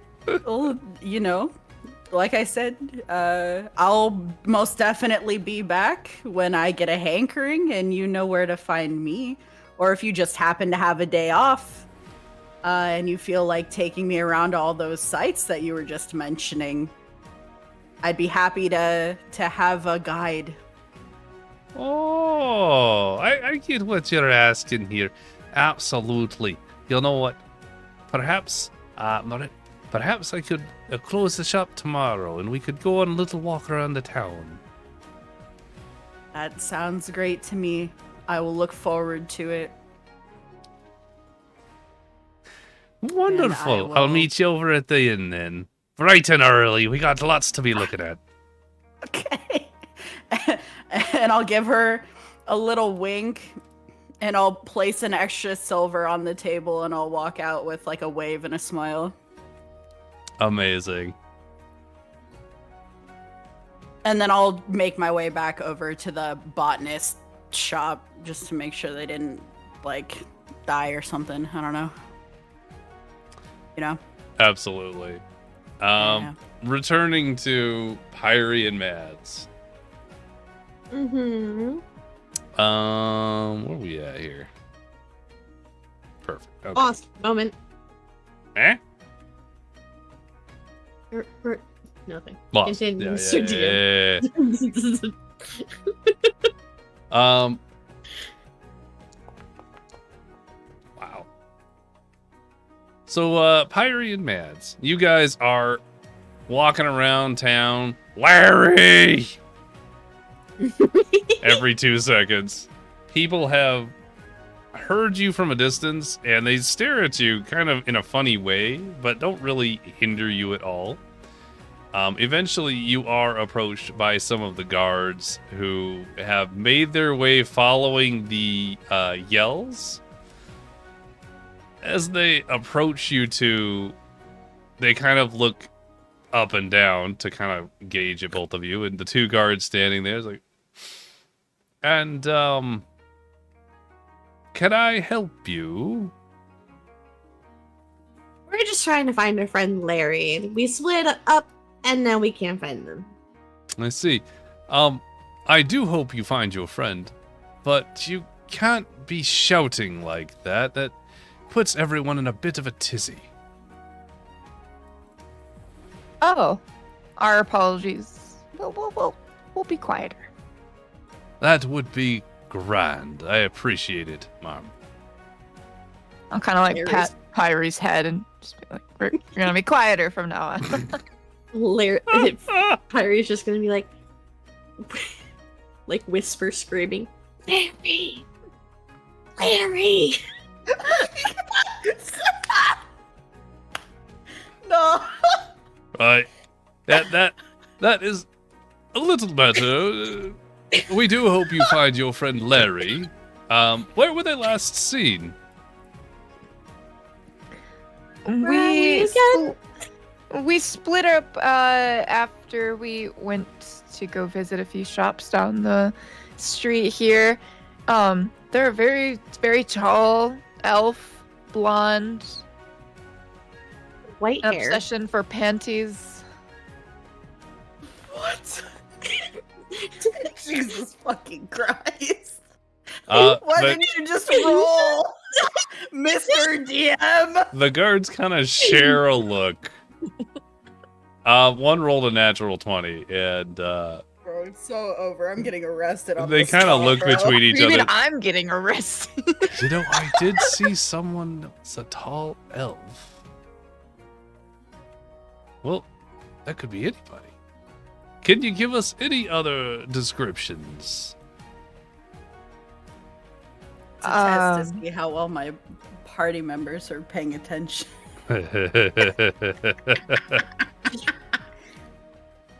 She has blue eyes and a green shirt.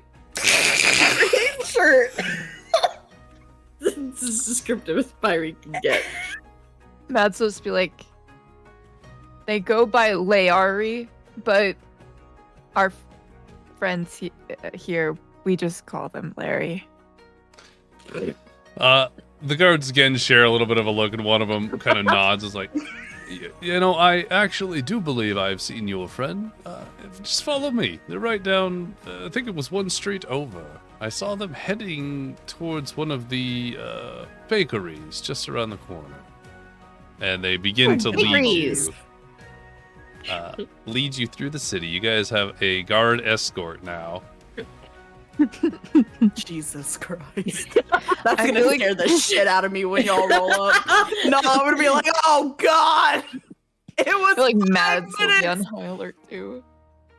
As you guys follow the guards, walk with them, Liari, you come out of the bakery, kind of enjoying that last bit of that slice the individual gave you, Bram gave you. My fingers. Nom, nom, nom. And as you kind of look around, you're like, I think I'm gonna go head back to the shop and see what they found. And you're like, holy shit! As you see a couple of alarming things. Firstly, Mads is just basically standing on top of Pyre's head. Firstly. Secondly, they are being escorted by some guards. And thirdly, they are heading directly in your direction. What would you like to do? I'm gonna rush up to them and be like, oh, guys, what happened? Officer, whatever they did, I am so sorry. Pyre's gonna see them though and just run straight towards fucking Larry, screaming Larry. I'm gonna clutch for dear life. I was gonna say, please roll acrobatics, Mads. Oh god, no. Okay. You're holding on for dear life. Oh, it's gonna be one of these. I put it in player notes. Oh, shit. Cool. I'm gonna roll to sidestep that because that's gonna hit me like a truck. What do you want for that? Wait, can I parry it? Does that count as a melee attack? Pyrie, please roll athletics. Liari, you can roll acrobatics or athletics. I got a 10. Oh my god. No.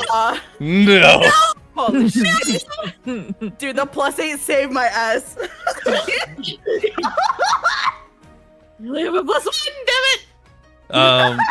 So as you kind of are running up to the guards, Liari, you see the lurch that Pyrie takes towards you in a full sprint. And you watch as the whiplash as Mads just grabs on for dear life. So Mads is now just bouncing on the bounding Pyrie as Pyrie is yeeting at you at full force. You manage just barely. You can feel the wind from Pyrie passing you as you step aside, and your hair just sort of flutters in that direction, and Pyrie does that whole cartoon stop where it's like, oh my god. Hi, are you okay? What's going on? We were looking for you, and these nice guards happened to recognize you by our great description. Oh. Yes. Since you reunited, we'll take our leave. I'm so glad that you left. Make sure Thank you so much. Don't shout and cause alarm, please. Thank you. We will behave better. We're very sorry. Yes. They're gonna wander away. Oh my god. Guys, I was gone for like 5 minutes. What happened? Did you find your botanist? The shop's abandoned. No one's been there in what looks like weeks. Well, nobody was there. All the plants were dead. And I found magic stuff. Yeah, Pyrie found some magic stuff. We don't know what it does. And we couldn't really come to any conclusion on what happened. And you didn't touch it and you left it there, right? Well, you see, Pyrie... It's in my pocket. No, I'm gonna put it my in her pocket. No, I'm gonna put my hands over both of their mouths and I'm gonna look at them and I'm gonna say, and you didn't touch it and you left it there, right? And I'm gonna like try to move their heads in like a nodding motion. Pyrie's just gonna stare blankly and just start nodding. Okay. Matt, we will talk about this later.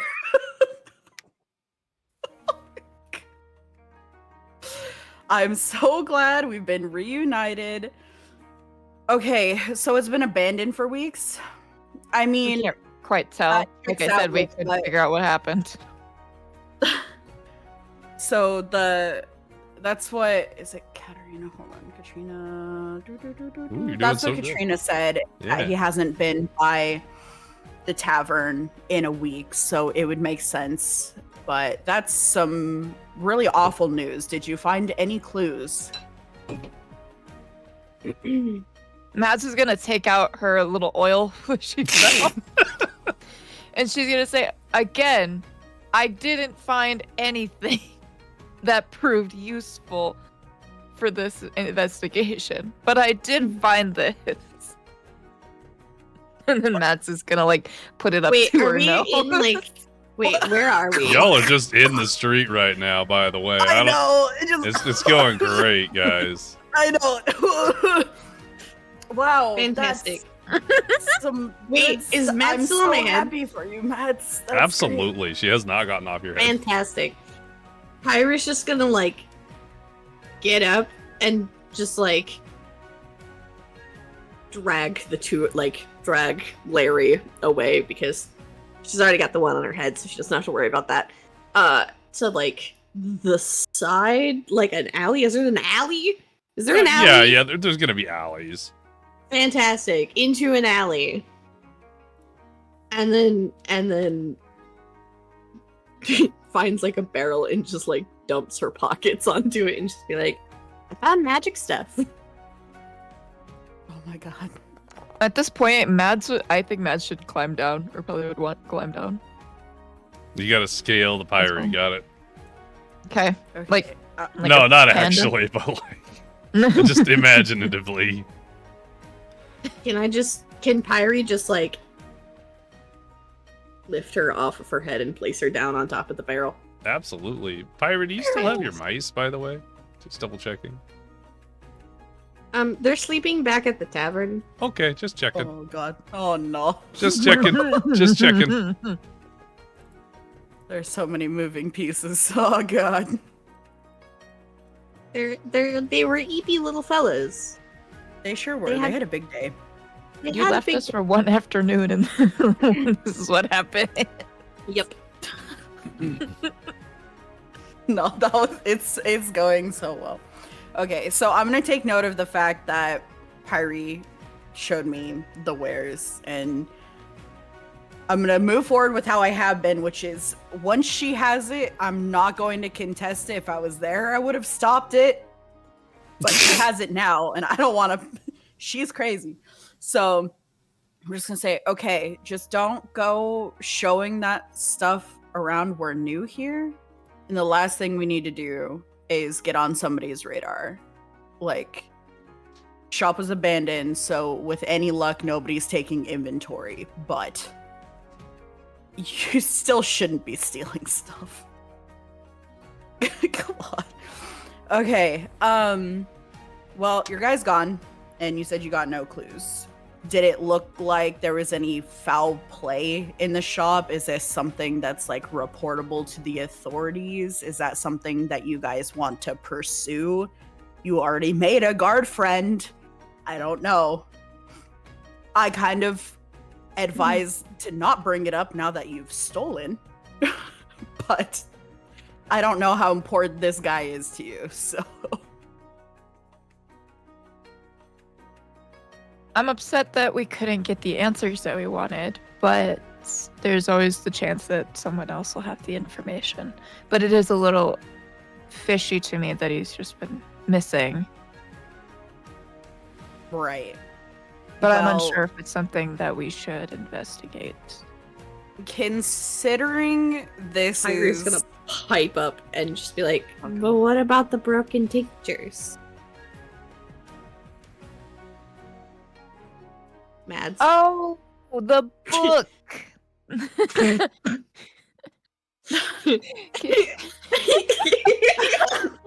guys are doing so good. Like, but there was a belligerent man with tinctures and he broke them. That was the last entry. There was a book present at the shop that had previous patrons and what they bought and the brief description of their visit. And there was a lord that was brought up in the last few entries. And then the last one, he was very belligerent and knocked things over in the shop and left without paying for anything, or buying anything. There you go. Just like the rich. What an asshat. Thank you. His name was Lord Alric Thornbridge. Lord Alric Thornbridge. Okay. He was asking about the process and requirements for enchanting gemstones using plants. Okay. And that is what we gathered from. Does that have anything to do with what you wanted the botanist for? I don't even know what you wanted him for. Well, I wanted to know if he knew about the whereabouts from my flower that I received from the goddess. Wait, I have a question. Like a general question, because I don't remember this. Hi, Table. What can I do for you? I don't remember if we ever, like, if Pyrie ever did any form of explanation to either of them of what she's looking for. No, no, the party has done zero like bonding at all, except for like the fishing and the drinking. Y'all haven't actually talked about any real reasonings for why you're looking for people, other than I'd say Mads. But Mads is also fairly broad. Like, it's really obvious that I'm just here to take down the slave trade. That's fantastic. At this point in time, Pyrie's just gonna get like, is just gonna be like, gonna pull out her fruit bag, you know, the dried fruits that we have, and is gonna just be like showing Larry and Mads and just being like, explain that she's looking for these fruits and trying to figure out where they originated from. Do I know if those fruits are illegal? Through my smuggler nonsense, do I know? You do not recognize these fruits. Okay. Then I'm just gonna recognize that they're horrifying looking and then treat it like the rest of the stuff that I treat that she has, which is okay. Pyrie's just gonna say that they take special fertilizer and it's really hard to find the fruit being well maintained or being able to flourish anywhere. So she's trying to find where they came from. Okay, so you're a fruit girl. I could, you know, yeah. Okay, checks out. You're always asking for fruit anyway. I got you. That's fair and valid. And I don't know. And then Mads, you said you wanted to ask him about your goddess flower, right? Mm-hmm. Okay. So y'all just need any botanist anywhere. I don't need any botanist anywhere. I need a specific botanist, a specialist. Nobody knows about this flower. This is an extremely rare fruit. You're not every botanist is gonna know about this. I haven't found anyone in. How long have I been traveling for? Actually, I can look that up. Give me 2 seconds. I have a literal timeline. I don't remember the math. There's math involved? Bro, I have it's a lot. She's over 200 years old. Yeah, I had to make it for reasons. Give me 2 seconds. I will find time frame, but it's Pyrie's gonna be oblivious to. I want to say it's like, because she's what, like I think I want to say like she's been traveling for like 100 and like 13. When did you leave? That's so many. Okay, wait. 115 is when you left. Close. Oh, that's when I left. Let me find that. Let me math. Hang on.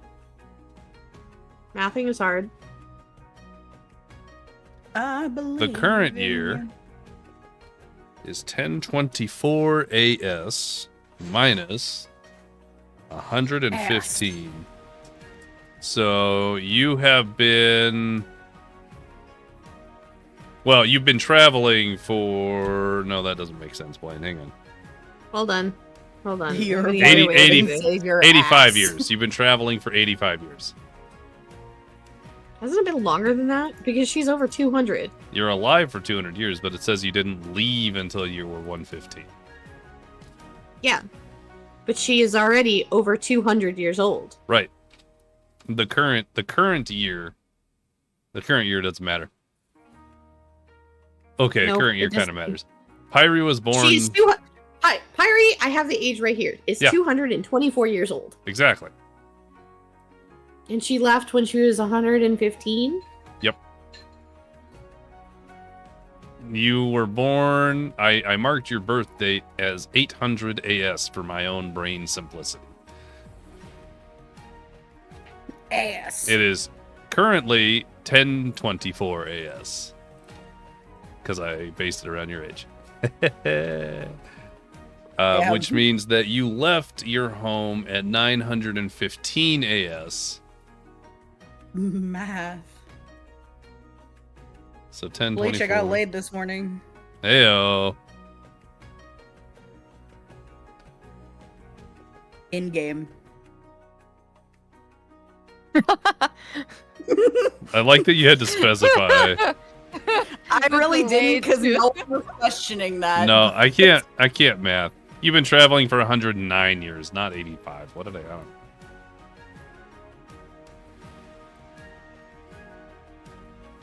I gotta mark that in here. I will forget. Been traveling for 109 years. I don't know how I got that. I'm like sitting here and I'm just like, this math is not mathing. Like, are you trying to math it too? Well, because you kept saying like the times and then the everything. And I'm like, I did the math, and I'm like, it's 109 years. So I'm sitting here, I'm like, it's 109 years. No, you're right. I don't know why I was minusing the wrong numbers. It's fine. Yeah, I accidentally hit my my mute toggle. Oh. So I was like sitting here going, Blaine, it's 109 years. It's 109 years. Mr. DM, it's 109 yeah, years. So to get back on point, Pyre, you've been traveling for 109 years before you ended up here in the archipelago that is the Echoing Isles. Yes. Okay, so this is what she's trying to say to Larry and Mads, and just being like, she hadn't had any like decent luck in 109 years. She needs to find this botanist. Okay, I hear you guys. So this guy's important to you, right? So, in general, in an area like this, if I had to wager a guess, the same thing that happened to Elias might be happening to this guy. I don't know what it is with people and botanists and wanting to throw them around like man meat, but it is what it is. So this is what I can offer at this particular moment in time, is because you guys know what I'm here for, what I'm trying to do. The guy that I wanted to meet, I was promised a meeting with later today at the inn. So I say for now, we try to gather more information, since you have the name of the Lord who is causing some ruckus. And I have the meeting with this guy. They might also have some more information on what's going on. We can keep your botanist in mind, but I would appreciate if y'all would keep with me, and we can keep taking this stuff, these slave traders, down together. We can keep breaking down the infrastructure as a team.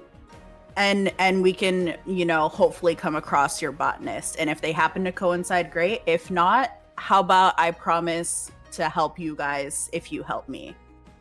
So if you help me with whatever's going on here in town, I'll help you guys find your botanist if I can. Okay.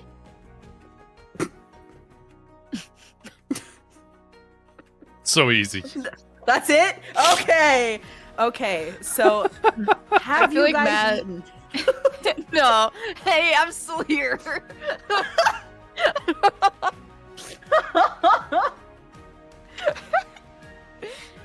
feel like Mads would be like, how do I know that you're gonna help me? How do I know that I can trust you to do that? You still don't trust me after all this stuff we've done together? I've had your back in so many combats, and you've quite literally saved me. I owe you at this point, at least a little bit. I haven't forgotten that I died and you dealt with that. And I appreciate you. Thank you. Why would I turn my back on you now? Matt will think about it for a second and then just...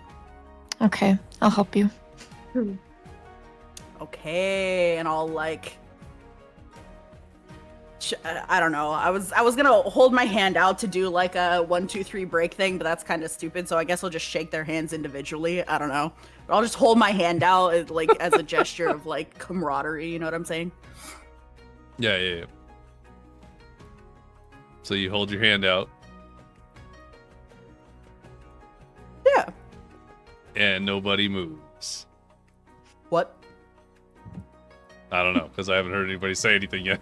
Well, Oh, I thought you were doing something. I was like, No, God, sorry, it took too long. I shouldn't have talked. We're gonna die. Pyre's gonna recognize the gesture, but is gonna do it wrong. And instead of like grabbing with the opposite, turkey? no, instead of grabbing with like the opposite hand, she's gonna grab with like this. She's gonna grab essentially the back of like fucking Larry's hand instead of like at palm. Like instead of palm to palm, it's palm to back of hand. Cool. I'll just take my other hand and sandwich it, and I'll shake. We'll make it work. It's fine. And then I hold it to Mads. Mads will just kind of, and just, reciprocate, but not very enthusiastically. She fucking hates me, bro. What did I do? I'm just living, bro. It's fine. You guys We're are doing fine. so good. Okay. All right, we're in agreement here. So how about we head back to the tavern for now, or is there somewhere else you guys wanted to check out before we? Because I found this awesome bakery and I picked us up some goodies, actually. See, I was thinking of the team and I got you guys. I got some banana bread at work today, dude. Nobody? God damn it. I wasn't talking.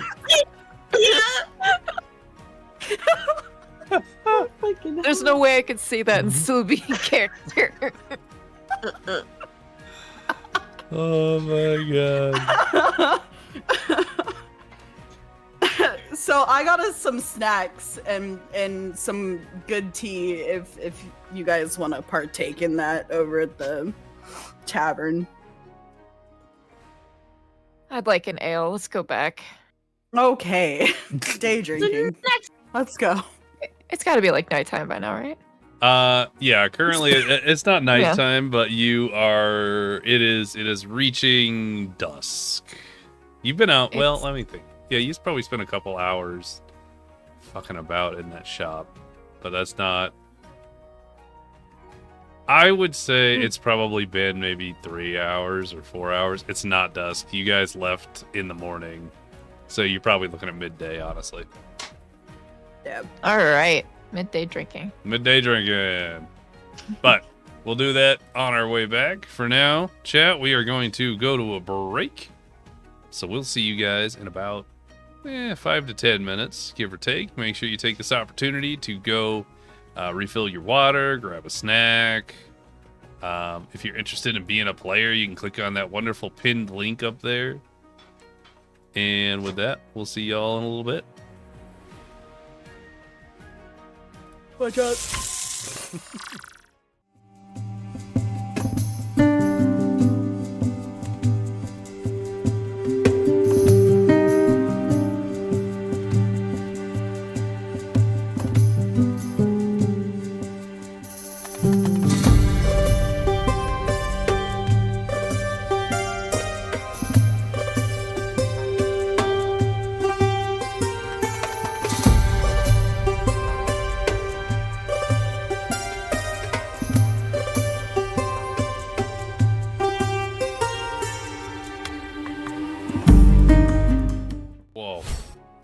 Whoa. Whoa. Whoa. Whoa. Whoa. Whoa. Whoa.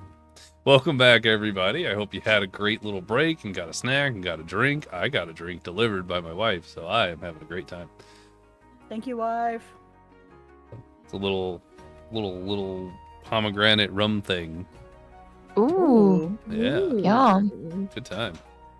We're drinking for D&D? I am now.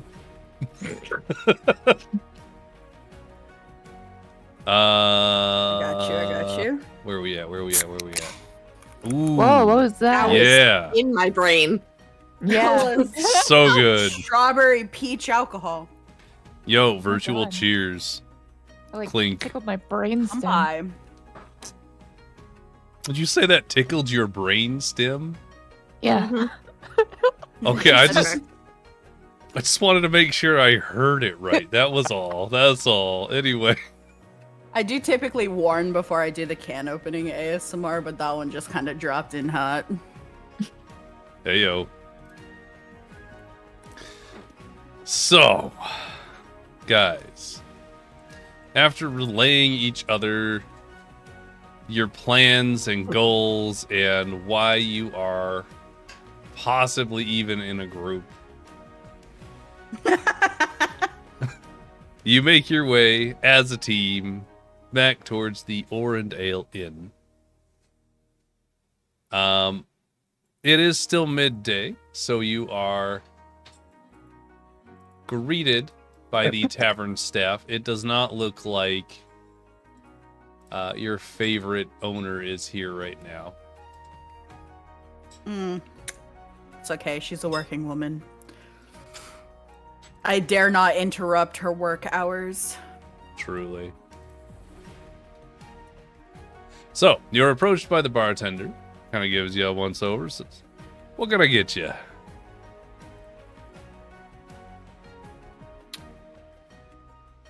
I mean, Mads, you wanted a day drink, right? Yeah, Mads will have it. Well, pipe up and I'll have an ale. What ale? Please. Whatever you suggest. Right? House special. Bring it right over. Anybody else want anything? You know, I'll in an attempt to try and bond with Mads, I'll have what Mads is having as well. Thank you. Oh, 2. You got it. This is gonna be great. And how about I'm gonna you? get smashed. I'm gonna be useless later. Tea.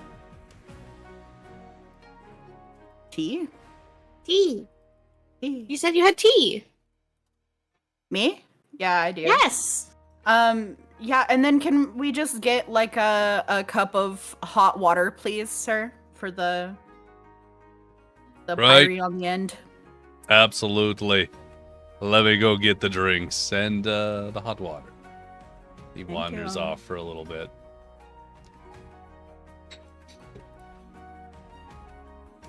How long do you guys plan on hanging out at the bar?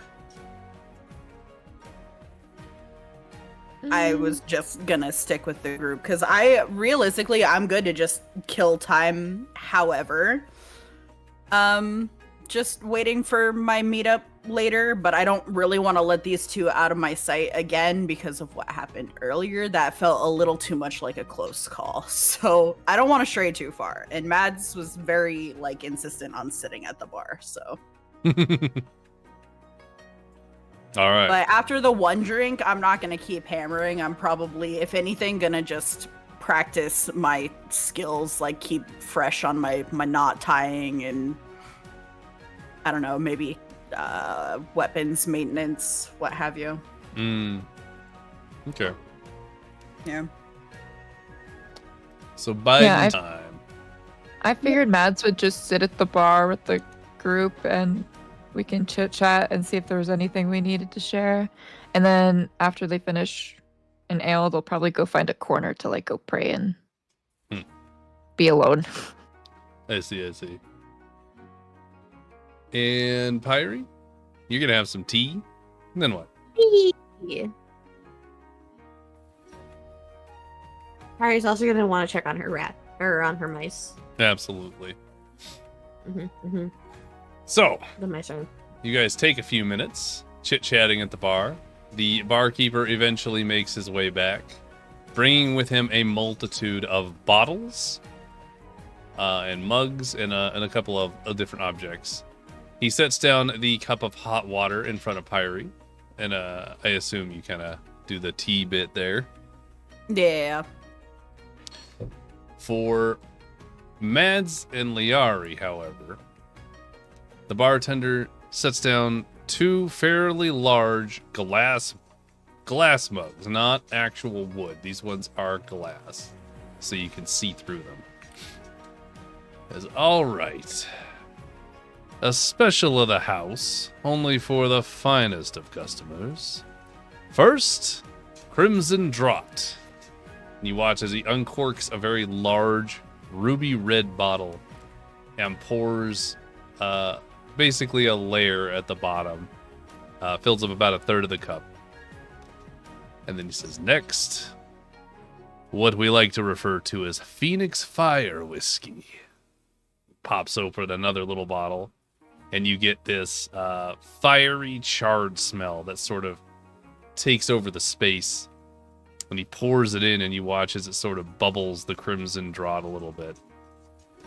And he puts that away and pulls out a kind of bluish, creamy-looking concoction. It says, lastly, Moon Shimmer. And he pours that on top. And you can see 3 distinct layers in this very tall glass mug. And he looks between the two of you, says, it's best taken all at once. Enjoy. I'm gonna cheers with Mads and say, all right, to newfound or renewed camaraderie. To the group's best interest. Okay. Clink. Clink. Glug, glug, glug. So, Pyrie, as you kind of hang out here, your tea is just finishing steeping now. You watch as your compatriots chug this, like 16-ounce glass. 16? Sure. Yeah, 16. And they go through phases. Their faces sort of twist or change as different sets of flavors hit them. The two who drink the concoction. You're first hit by the Crimson Draught, which is it's like a berry base. So it's sweet, it's tangy, a little bit of fruitiness. And then you get hit with that Phoenix Fire Whiskey, which is spicy. And it causes, if you were a cartoon, you'd have smoke coming out of your ears. Whew. But after the spice calms, you start to get a lot of smoke and like caramel flavors. And then it's finished off with this creamy, sweet, smoothing, like mellowing flavor that brings down the fire. And you're left feeling like you've gone through trauma, but like the best kind of trauma. Oh it was an God. experience. You feel stronger for it. Roll me a Constitution saving throw. Oh, I'm dead.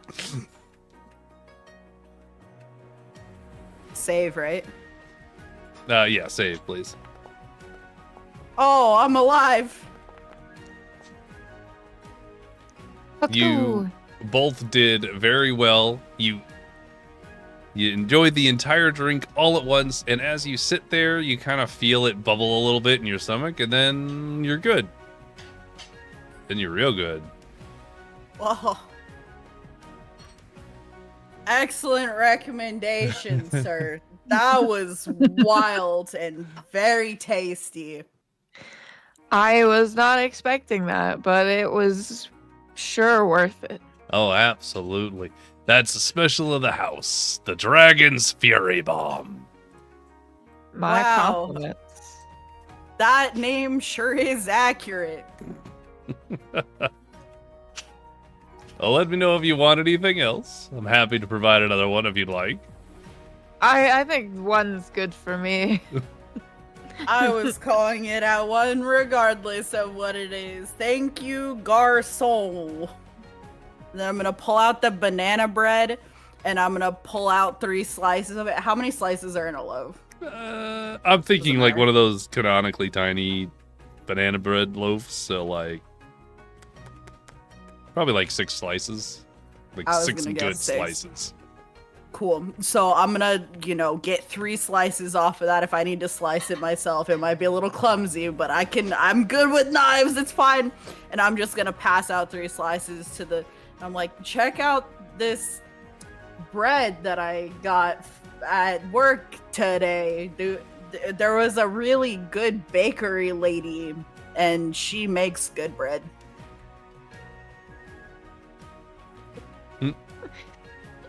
Mads will just like look at the bread, look at Ilari, sniff it a little bit, and then probably take a big bite. Yeah, that'll help us level out here someday. Jesus Christ. And it's fruit. Pyrie, you like fruit? Oh my god, Pyrie, you gotta try this. It's so good. Pyrie's gonna look at it and be like, in a second, breaks off a corner of it and just fucking runs back to the room with the little piece of bread. Okay. Where are the mice? Where are my babies? Where are my children? The mice Hey, are bye. not on the bed. They are instead placed over here on the shelving unit where there's a bunch of space. And there seems to be a little, like, pillow thing laid out for them. Fantastic. She's just gonna give them the hunk of bread and give them little scritches. And then toddle back after making sure that they're okay. They are good. Fantastic. Welcome back. And then Pyrie's just gonna shove half of it in her face. Oh.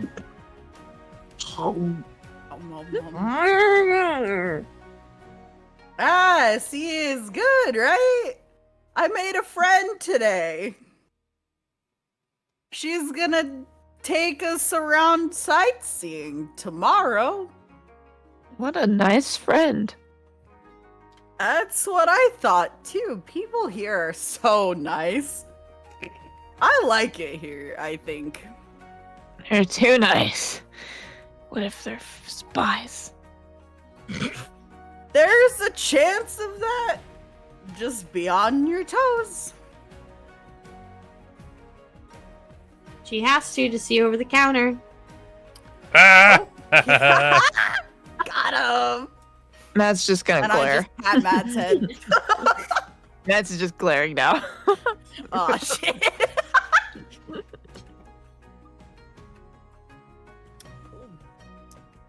Wow, team bonding. Look at Team bonding. You guys are doing so good. It only took 7 episodes. But you got there eventually. that. Awesome. Yeah, I'm just vibing now. Like I said, I'm just hanging out till my meeting later. So. Then yeah, I would say time passes. You guys are just hanging out here at the inn until whenever things happen. So Liari, you're hanging out at the bar.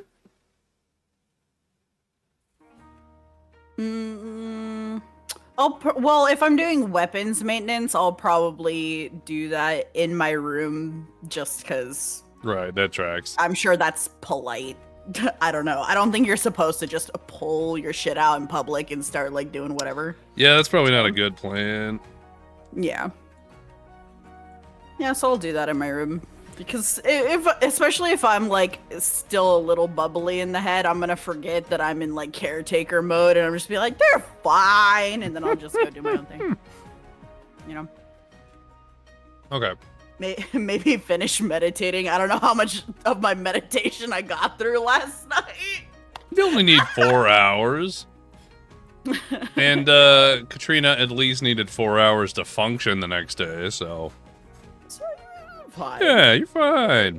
Yeah, then I'm just hanging. Mads, I'm around. you're gonna pray to the goddess? Yeah, I figured I'd go either to my room or wherever there was like a quiet spot.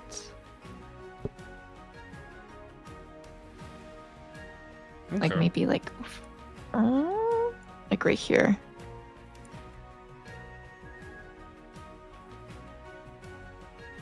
What does it look like when you pray to the goddess? Does it change depending on where you're at? No, I think it would just be easier, especially if they're intoxicated, to be more focused away from people. Distractions. That is fair. Try to put all of their devotion into it, you know? Absolutely. Roll a D100. How much devotion are we at today? D100. I've never had to roll one of those.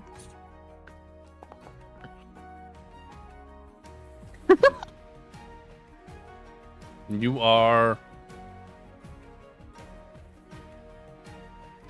are praying to the goddess, holding the lotus.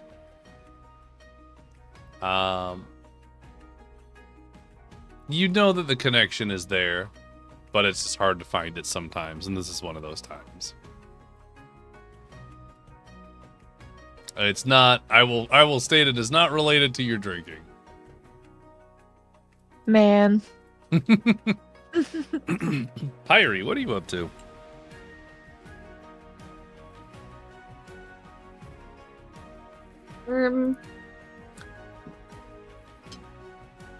Irie's just gonna be sitting here finishing her tea and bread, observing the chaos that has been going on. For hours. Yep. She's just chilling, and then also starts, you know what, she's gonna wiggle back to the funny room. Yeah. After she finished her stuff. And she's gonna start playing with the funny things that she's collected thus far. Do you have an identify spell out of curiosity? An identify spell? I don't. Maybe? Don't see one. No, and I wasn't necessarily talking about the funny magical items. Oh, apologies. I thought that's what you were talking about. No, thus far she has collected tiefling scale, tiefling's horn, tiefling fangs, and glyph woven scales. But she's mostly going to be playing with the funny bones that she's found. And doing things. Smiles. What kind of things? Cleaning them and making them pretty. Okay, so you spend the time cleaning up all of your curios. Yeah! Your curiosities. Huh? Alright. Then the next thing would be time would pass at this point. Liari, you ended up in the room doing your sharpening. People are coming and going, you know, just depending on the busyness of the evening. As nighttime kind of comes up, more and more people start showing up. Your corner does get a little crowded there, Mads. I don't know if that matters at this point. You've been there a while, so. But, I did not... Yeah, we'll do this.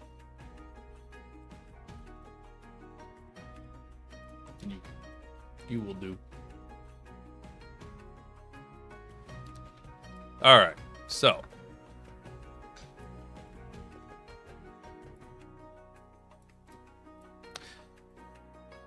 Liari. Howdy. I imagine eventually you've made your way back out of the room. Keeping an eye out. Yep. Poke my head out. Eventually you are greeted by Katrina, who makes her way behind the bar, stops to talk with you for a moment before seeing a particular individual enter. As How she much turns, time has passed, and how is my level of fucked uppery? You leveled out fairly well. Yeah. You're probably at the point where like you drank an ale and a half now. Like if you were sober. If for someone who's good with their alcohol or not good with their alcohol? Good with their alcohol. Okay. So I'm just chilling. Yeah. Yeah, you just vibing. Mads, you'd be about the same. Whoa. Ooh. Hardy halfling. Hell. Hardy halfling. Hardy halfling. Mr. DM, I have a question. Mm-hmm. So this like wall, like this little bit in front of me, this like a wall. Can I like hop over this? Like, You can definitely climb over it. Oh God. Be aware that oh, this descends into a cavern that flows Oh. deep into it's a downward slope. So it's a tall cliff that's probably like 20 to 30 feet high on the first layer, and then there's another layer with the same depth, and then there's another layer with the same depth. I was too drunk to catch the Hobbit. It died. I'm gonna retract that. I'm not gonna go over there.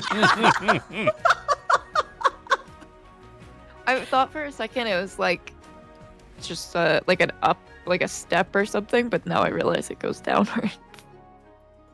Yeah, it's like a crevasse, so it's a bigger cavern, and it is just a beautiful outlook, which is part of the draw for the tavern.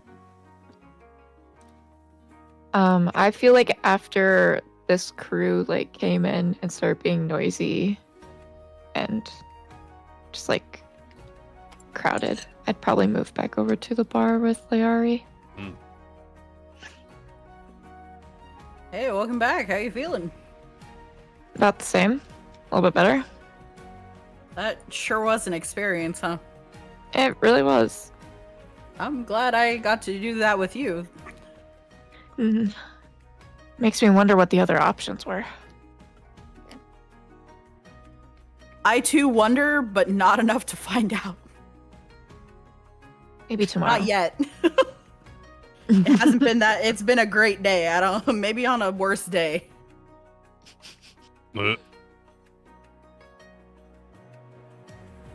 So when's go ahead. Good. When's this meeting? I don't know.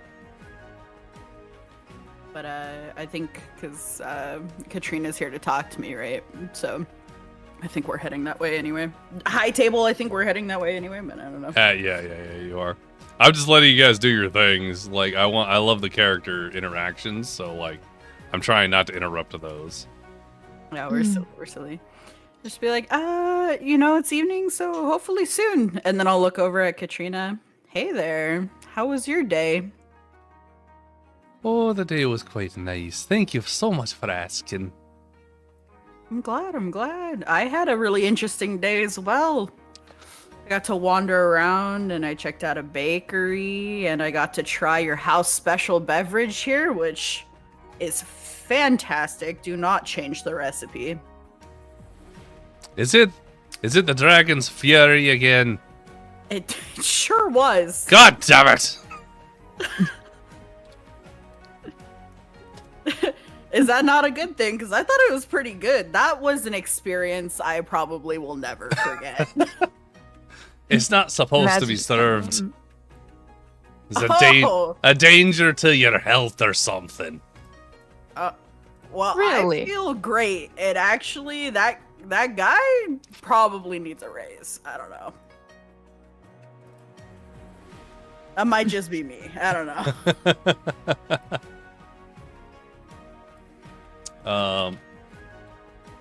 So at this point, you see as Katrina notices the individual entering the doing a thing. God damn it. This is going great, guys. Hang on. Katrina notices an individual entering the inn and stops talking, kind of just points gets you to look over at the person. And you see... Sorry, I was prepping the token and my brain could only do one thing at a time. It was great. Nice border on that, man. So, notes.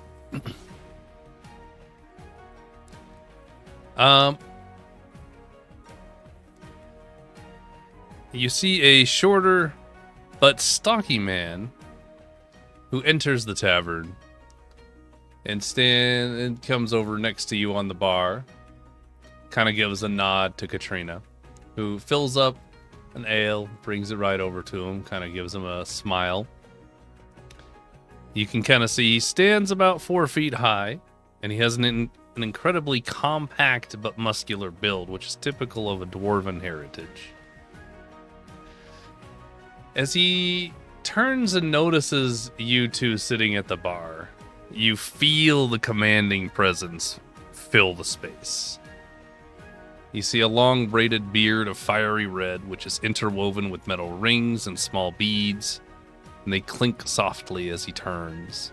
His hair is long and tied up, with a few strands escaping his knot. And as his deep-set amber eyes look over you two, he seems to be assessing you. Ach, right, are these the two? Yeah. They're the ones I told you about. Oh, that's great. Send them in. He gets up, takes his beer, makes his way into the room. Their bedroom? Okay. Well, I'm gonna follow. I would like to note, Pyrie fully has, like, Nope. just bones of a tiefling's tail, just, like, on the table while she's cleaning them. And, like, a very neatly, lovely packed snake skin next to her as well. Yep. I landed on a man. Help. I landed on a man. That's not your normal prey. I've hit on a man in this campaign. He Kinda. hated me. Once. I tried. You did. You did a good job. You There tried haven't once been and that then many went, men, to "No." be fair. There's one in front of me now. But I kind of need him for something, so I don't know. We'll see. As the individual, which is obviously Darius, enters the room and he stops and just kind of looks over at Pyrie with all the stuff laid out on the table. His gaze sort of, you know what? Let me do this. Oh, shit. He gives you a very strange look, Pyrie, and tilts his head. He's like, "What are you doing?" Cleaning them. Takes a step forward and kind of like, without touching, examines the stuff on the table. "What are you cleaning exactly?" Tiefling's tail. Ah, that's what I thought. When I look in, I want to be like, oh, Pyrie, please. Sir, don't mind her. She has an eclectic taste in Eclectic. acquiring certain things, and she's relatively harmless. I promise. This person was a really bad person that she took this stuff off of. Put it away. Put it away. Not done yet. No. Pyrie, please. We need to have a conversation. This is the man that I was talking about earlier. Remember? Clean at the same time. All right, yeah, it's fine. I've seen this kind of thing before. It's a bit unnerving, but yeah. Okay, I'm just thank gonna stay you. on this side of the table, though. Yeah, no problem, no problem. Will you shut the door behind you there? Oh, wonderful. Thank you so much. What was your name, then? Mads will try to, get rid of that resting bitch face. I'm Mads. Kind of. Roll. Yeah, I was gonna say roll for smile. Roll a charisma, or either a straight charisma roll or a persuasion to put that smile, like do that forced kind of smile. I believe in you. They're the same. Oh.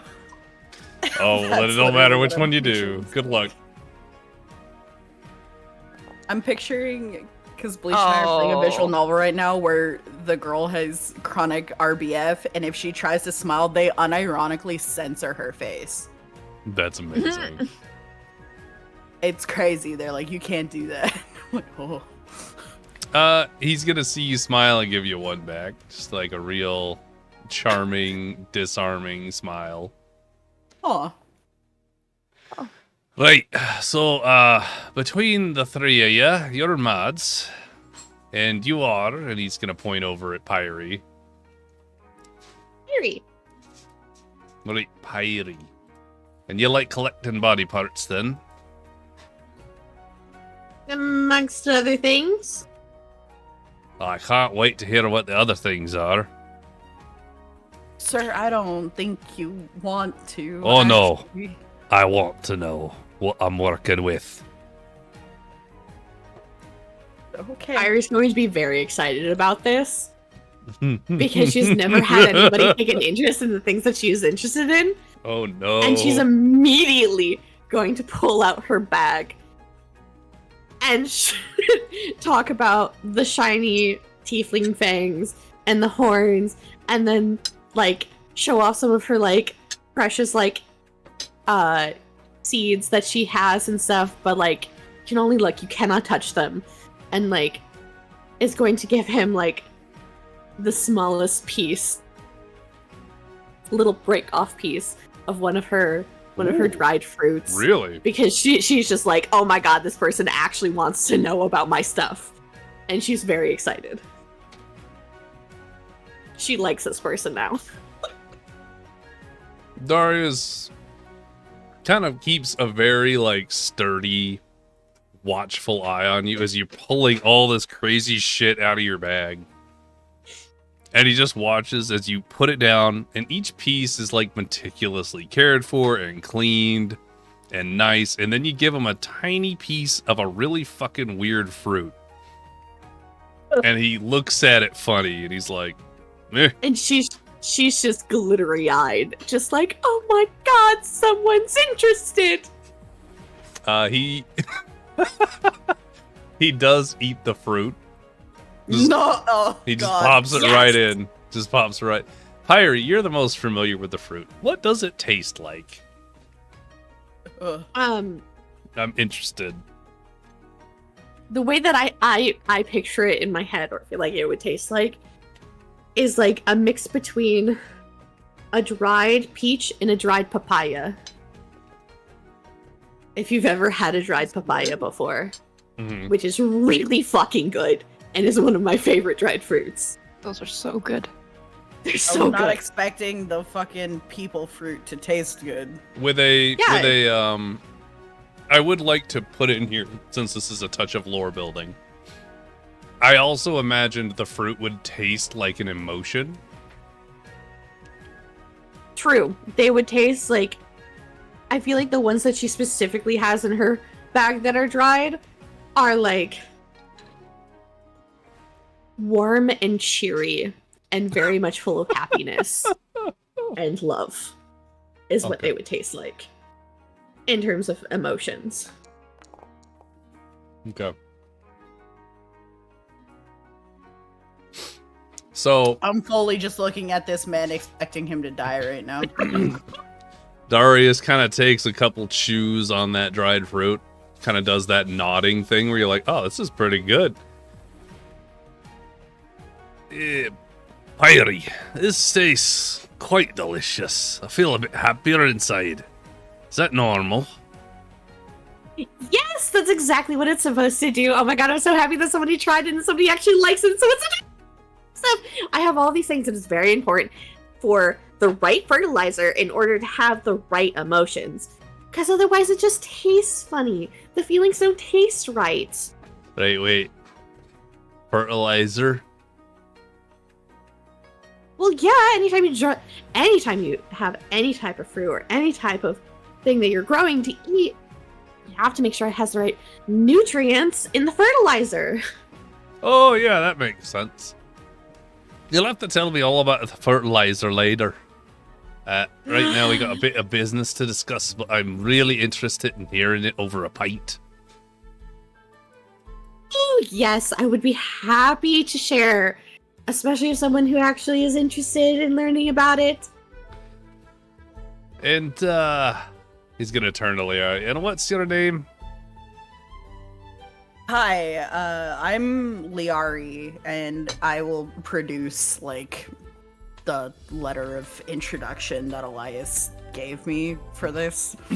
Elias told me that you would be the guy to talk to as far as next steps in dealing with taking down the slave trade, particularly in this area, because we're dealing with the one over in Lorehaven, and they were coming here next. So, Right, I did receive word that the Lorehaven branch was a bit out of sorts. yeah. He's gonna take the letter, pop the seal on it. You listen to him kind of rustle it as he opens it up and reads. There's a bit of silence while he reads it over before he folds it up and kind of tucks it into his chest plate. He says, "All right, I see. So Elias is still alive, huh? Always liked him. It's good to hear he still breathes." Yeah, that sure was a close call, boy howdy. But yeah, we left him alive and kicking. So it sounds like that was a lot to do with your three actions there in Lorehaven, then. yeah, we tried, and we were able to save a lot of people that day. Thank goodness. So Yeah. hopefully So it we can seems. keep doing some of that here too. Well, in any case, if Elias gives you the go-ahead, then I'm inclined to trust his judgment. Fact is, I could use some fresh faces that won't be recognized. You see, most of my crew is under surveillance due to a job we ran recently over on the west side.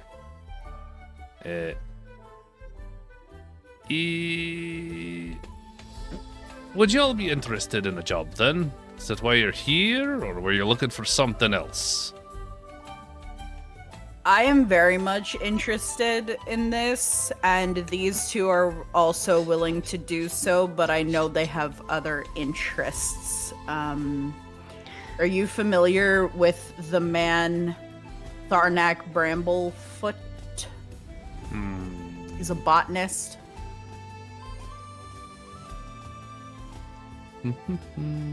Or the man... I don't think I wrote him down because he wasn't my Lord Alric. Oh, I'm so close. You're right What there. was it? Thornbridge.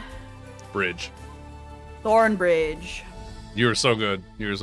Nice job. Yeah. I couldn't remember.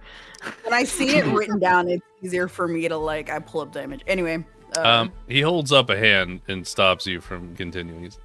Right, I don't know any about any sort of Thar, whatever that name was, but Lord Alric Thornbridge. I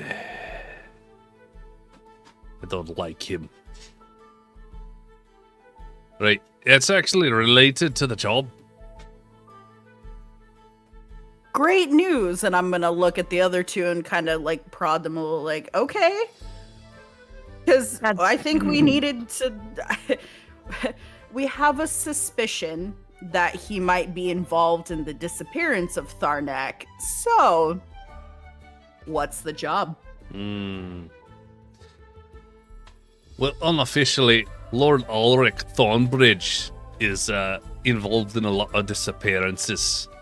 You see, he's... I can't prove it, but I'm pretty sure he's running an illegal... Well, it's a legal slave trade, but he's running it here in Silversong, which is frowned upon. I have it under good authority that Lord Ulrich Thornbridge is purchasing slave-made trade goods and flooding the markets, which puts good, honest folk out of business. But what's worse is it's the abuse of people to create goods using cheap labor, and I won't stand for it. So here's what I'd like to suggest. What an asshole. What an asshole. Now, there's a gala being held by that particular individual, Mr. Thornbridge himself. And he's a snake for sure, but he puts on a good show for everyone else. He's got the council hanging on his every word and has recently been lowering the prices of his goods to abnormally low rates. People can't compete, and that raises a red flag in my mind. Walmart.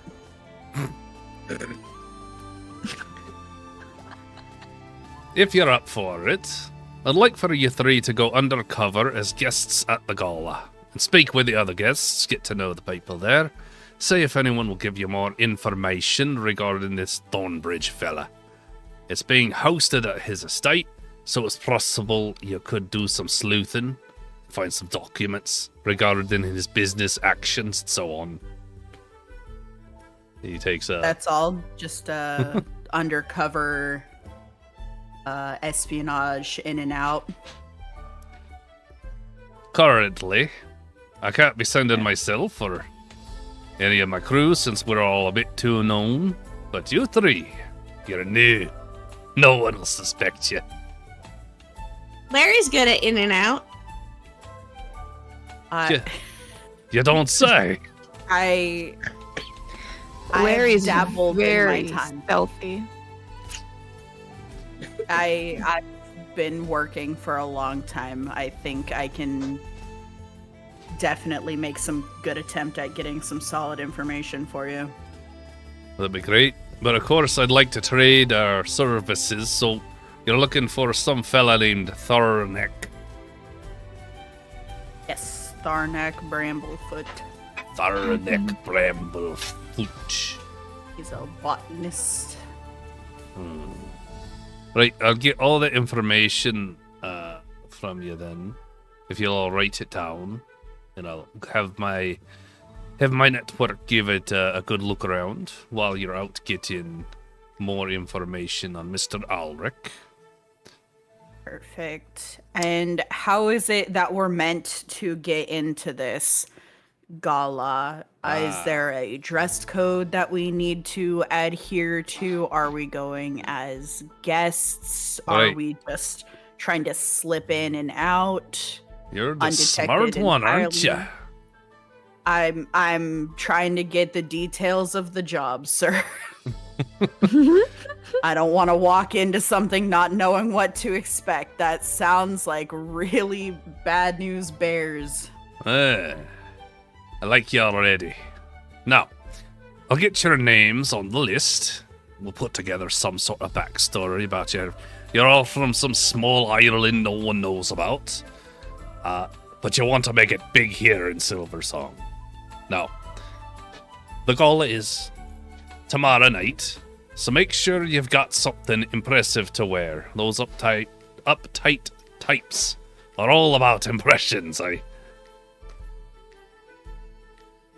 I can imagine so. Lords and ladies have a type of behavior they expect from people. If we were to get ourselves set up with outfits, I'm assuming we would have to go to a tailor. What does that typically run people in this area? And are you willing to perhaps sponsor our endeavors? Because I do a lot of groundwork. I don't have a ton of savings to be spending on a disguise. Roll persuasion. Yeah. If anybody else wants to chime in, you may also roll persuasion. I just kind of want to roll for funsies. Can I do that? Sure.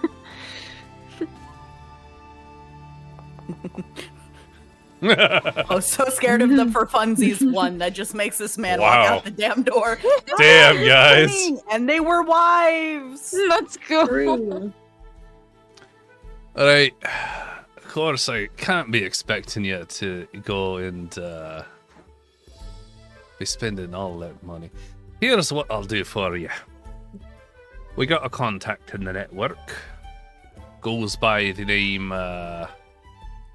Scarlotta Button.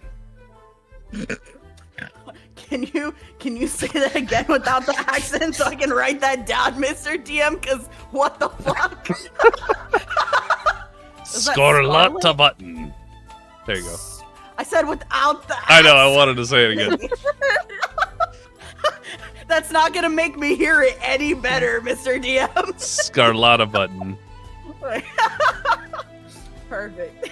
Got a lot of buttons. Scarlotta Button. I imagine so. Right. She's a wonderful woman. She runs the Southern Elegance Tailors down in the southern edge of town. I'll send word over that you're going to be working on credit. Perhaps... Well, it's my credit, so don't be Irie has messing a very up the job. important question. Yes. Fantastic. Pyrie is gonna look at him very sparkly-eyed and ask if either them or anyone else they know works with rare magical skins? Question mark? Skin? Hide? Hides? You're looking for a leather worker. I can put you More in than contact. just a leather worker. She's gonna like kind of show him the snake skin. Oh. You're just full of curiosities, aren't you? Oh, she sure is. You should try like traveling you. with her. Real interesting. It's better than boring. That's yes, sir. Right, I'll put you in contact with another person in the network who works with unusual types of. And he's gonna kind of look at the table and the big snake skin. Unusual things. That would be Thornhide. Is an individual who goes just by his last name, Thornhide. Works at the Wildhide Leather Works. That's on the northern end of town. You're gonna be getting a lot of footwork in. Cute. Now, I'll send word to both of these facilities to be expecting you three sometime tomorrow. Now remember, tomorrow evening is the gala. All you need to do is get your clothing in order. Show up. I'll give the details on the arrival expectations to Katrina. And I think that concludes our business, unless you have additional questions for me. This can either be in character or high table, but working on credit, is that like it's a rental, like she's gonna want the clothes back in relatively good condition in the way we borrowed them, or like... Yeah, that's fair. That's a fair question. Credit is being like, generally these kinds of clothes are very expensive. Yes. And so you're getting them per the good deeds that you have performed in Lorehaven.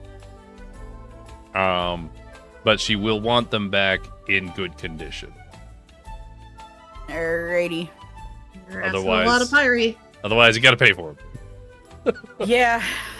You know, we might be asking a lot of me too, depending. Don't fuck it up, don't fuck it up, don't fuck it up. Ooh, I might be doing a lot of dishes for this lady wink wonk to pay off my debt. Jesus Christ. Right, All so right, additional questions if you have any. You won't really be able to contact me very easily once this meeting concludes till after the gala. Right. I don't know. I can't think of any.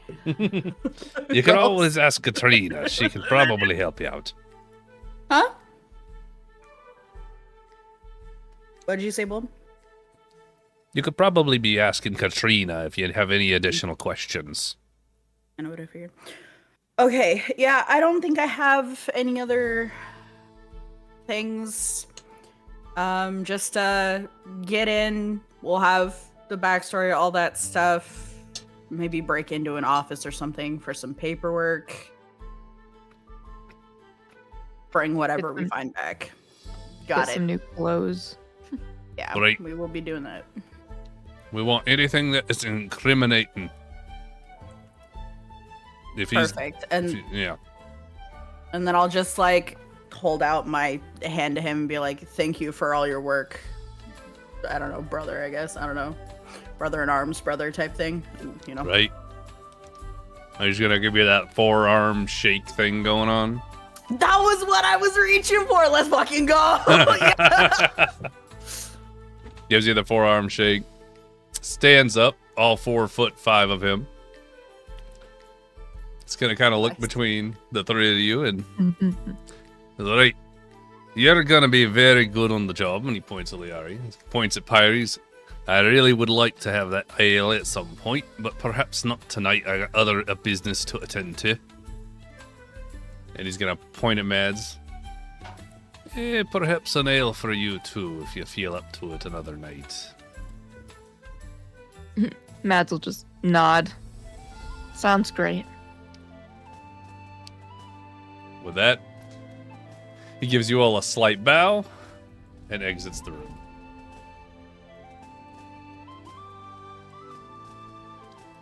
Nice. Oh, wow. A day of not making people mad. I am proud of you too.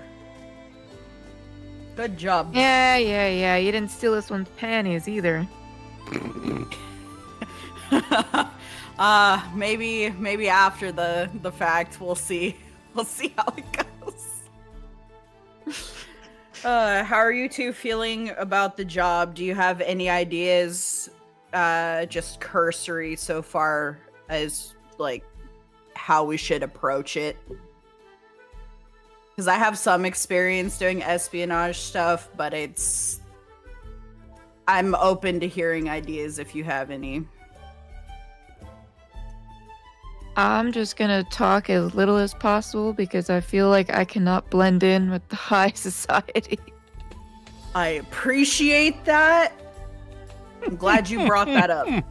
And if you could definitely help Pyre out as well, because at some point I will probably have to sneak away. So if you two could really hold down the fort, that would be awesome. And then if I get into any trouble on the off chance, I would really appreciate the backup. Irie's just gonna kind of look at the two of them and be like, "Wait, do I have to wear a dress?" I think we're gonna be wearing dresses, yes. We gotta get in there. There's some really fancy garb. She is going to make the most uncomfortable looking face either of you have ever seen. Do you not like getting in dresses, Pyre?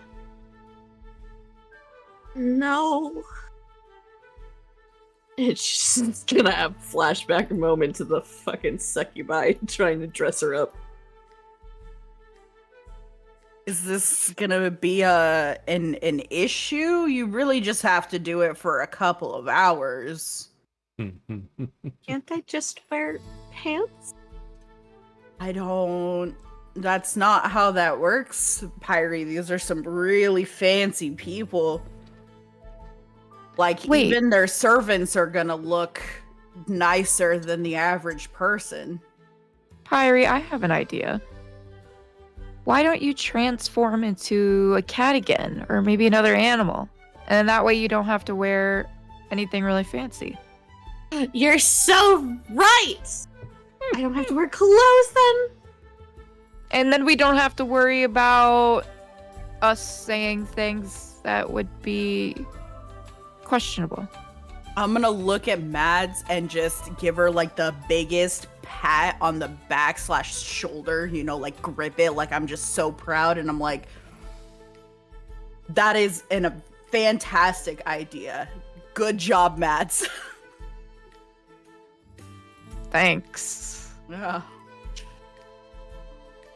Question. Yeah. If it's a fancy event, don't they usually not allow weapons there? Or magical things? That would be where my hidden compartments come in.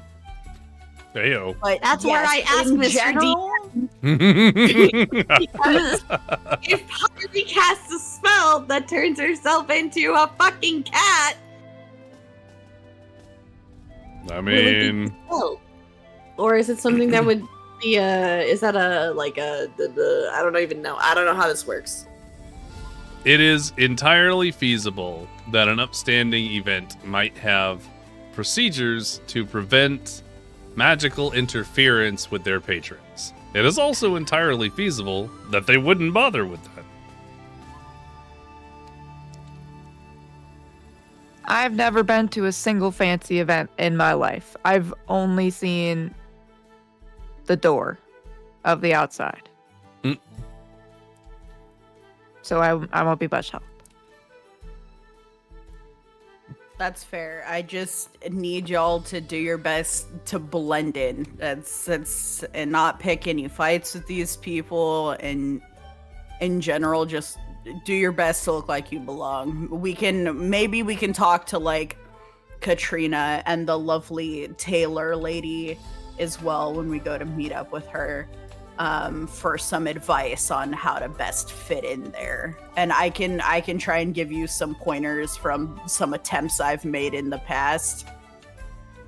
But really, it's just gonna be all up to your ability to bullshit. How are you feeling about that? Can I wear my sandalwood cologne?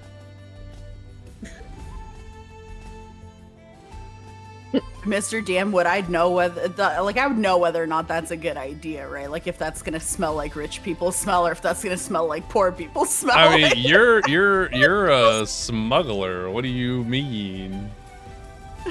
Why would you know that information?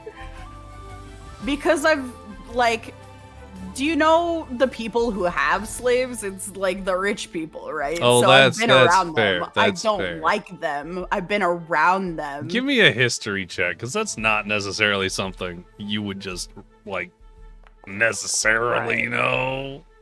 But in this case, yes, you know. Is that rich people smell, or is that poor people smell? I have that smell burned into my brain from some really fucked up times. Like It's a smell that denotates fancy. So yeah, it'll track. all right, Mads, that smell is gonna be so good for you. That's great cover. All right.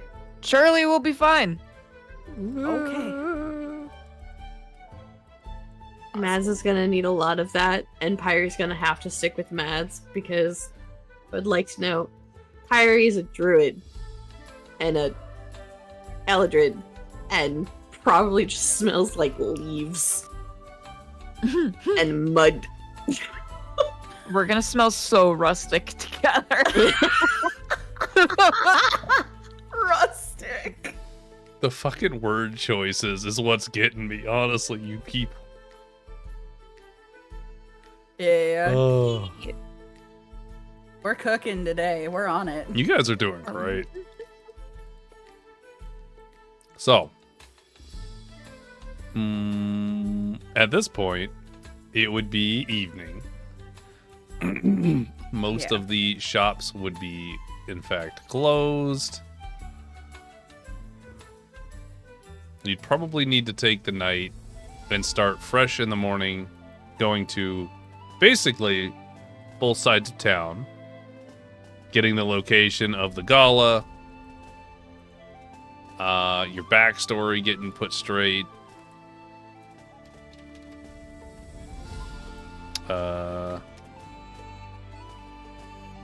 Yeah. So, let me think. What can we do? Yeah, we can do a shop. I think we have enough time for that. Shop. A shop. A shopping episode? Well, Oh my god. Well, would it be for me to the lady that's coming to pick me up for sightseeing? How plausible would it be to have her guide me to these places, but nonchalantly, as like part of the like thing that she's here to do? You know? I think depending on how you do it, it could be persuasion or deception. Mm-hmm. I think it's feasible. Yeah. Okay, I mean, they're both the same for me either way, so. I don't know, because it sounds like you're kind of like, we have time for a shop, meaning like it sounds like you kind of want to speed run it, so I don't know how much of that you want to like roll. I was debating, because there's a lot between the shopping, but it just depends on how long we go. It might be better to call it here and do the shopping bits in the first half of the next episode, because there are things to do at both of those places that you guys would interact with. So yeah, I think we'll just call it here then. Okay. Probably safe, yeah, because we'll end up on a tangent. This is a good tangent. Cool. Did the guard captain come to visit me tonight? I'm juggling so many women. Tonight's the night. Oh no. And what are the odds of making that threesome real? Because I picked up on the fact that they have history. I zoned in on that. Did you now? Did you hear that little tiny bit of information that I laid out? I'm so proud of you. I sure did. Who knows? Screaming about it internally. I think we'll find out next time on Dragon Ball Z. On Dragon Ball Z. Mr. DM, I'd like to roll the pennies. Okay. Do it. No, I actually have to give them back. No. Yep. Your the panties go away now. Shit. I'm so sorry. Damn. I can't believe you lost the panties. I know. You gained a pair of panties this session and you lost a pair. I know, but I lost the special pair. I'm now pantyless on my head. It's tragic. It is. It's tragic. So it's very easy just to click on and off. It's great. I know. Yeah, the way you snatch them so fast. I happened to have OBS up at that exact moment. I was like, oh, hey. No, my Mr. DM panties is 0. I'm so sorry. It's fine. Oh, guys. This was a very funny episode. I liked this. You guys did so much bonding and character building. I'm so proud of you guys. It was a good time. It was fun. Are there any things or questions you would like me to prepare or answer next session? I don't know if there's table questions. There's a lot of information. I would like to have that. I couldn't get it to pop out for me, so I could take a screenshot of it, but I'd like a screenshot of the book, if possible. The ledger? Yeah. Oh, yeah, I can get that for you right now. Just Easy. like throw it in player. Because I keep forgetting the dude's name. Yep. Tharnak? Sure. Sure. Alric Thornbridge. All I remember is the Lord. Oh, Lord Mr. Asshead. Lord Alaric Thornbridge. I've had his picture done for like 3 episodes. It's great. He's just sitting there waiting to go. So excited. All He's roads so lead to excited. rich assholes. It's finally his turn. It's his time. Yeah, any additional questions as well? Or you can always message it to me later. As long as it's something I can answer, that way, like, I can't think of a good example, but if there's something you have questions about, let me know. I want to make sure, you know, everything is clear. I don't want to keep it too ambiguous unless it's purposely ambiguous. But I'm good. I'm chilling. Yeah, I think I'm good. That was good stuff, Bold. Thank you. Yay! Thanks. You went along with our bullshit. Your bullshit Yeah. brings me so much entertainment and joy. Honestly. Yeah, actually, I do have a high table question that we need to get Mads a fucking a harness, a saddle. Oh my god. So true. Because it's happened so many times now. Harness for Mads in my notes. I need a baby carrier. Because they're definitely going to pursue this line of thought. Mads, what would you like it to look like? I feel like I'd want it to look like really inconspicuous, so it's not Okay. obvious. Okay. I got it. I already know what it's gonna be. But It's just gonna be I gotta one write of the those notes. like those long scarf like swaddle things. Okay, I got it. We're ready. I'm set. It's so good. Oh my god. I can't wait. This is so funny. Okay. Well, with that in mind, I'm glad you guys had a good time. Chad, I hope you had a good time. You will see us again next Monday at the same time. Of course, if you enjoyed today's session and you'd like to participate in one of your own, just scan that QR code underneath me or go to BoldMordred.com. Word of mouth to spread that around is also really helpful because, you know, it's good for me in pursuing my dream of being a professional DM and all that. So, if you could do that, that'd be great. But, in any case, stay bold. Have a good night. Bye, chat. Bye, chat. Steal some panties. Bye, chat.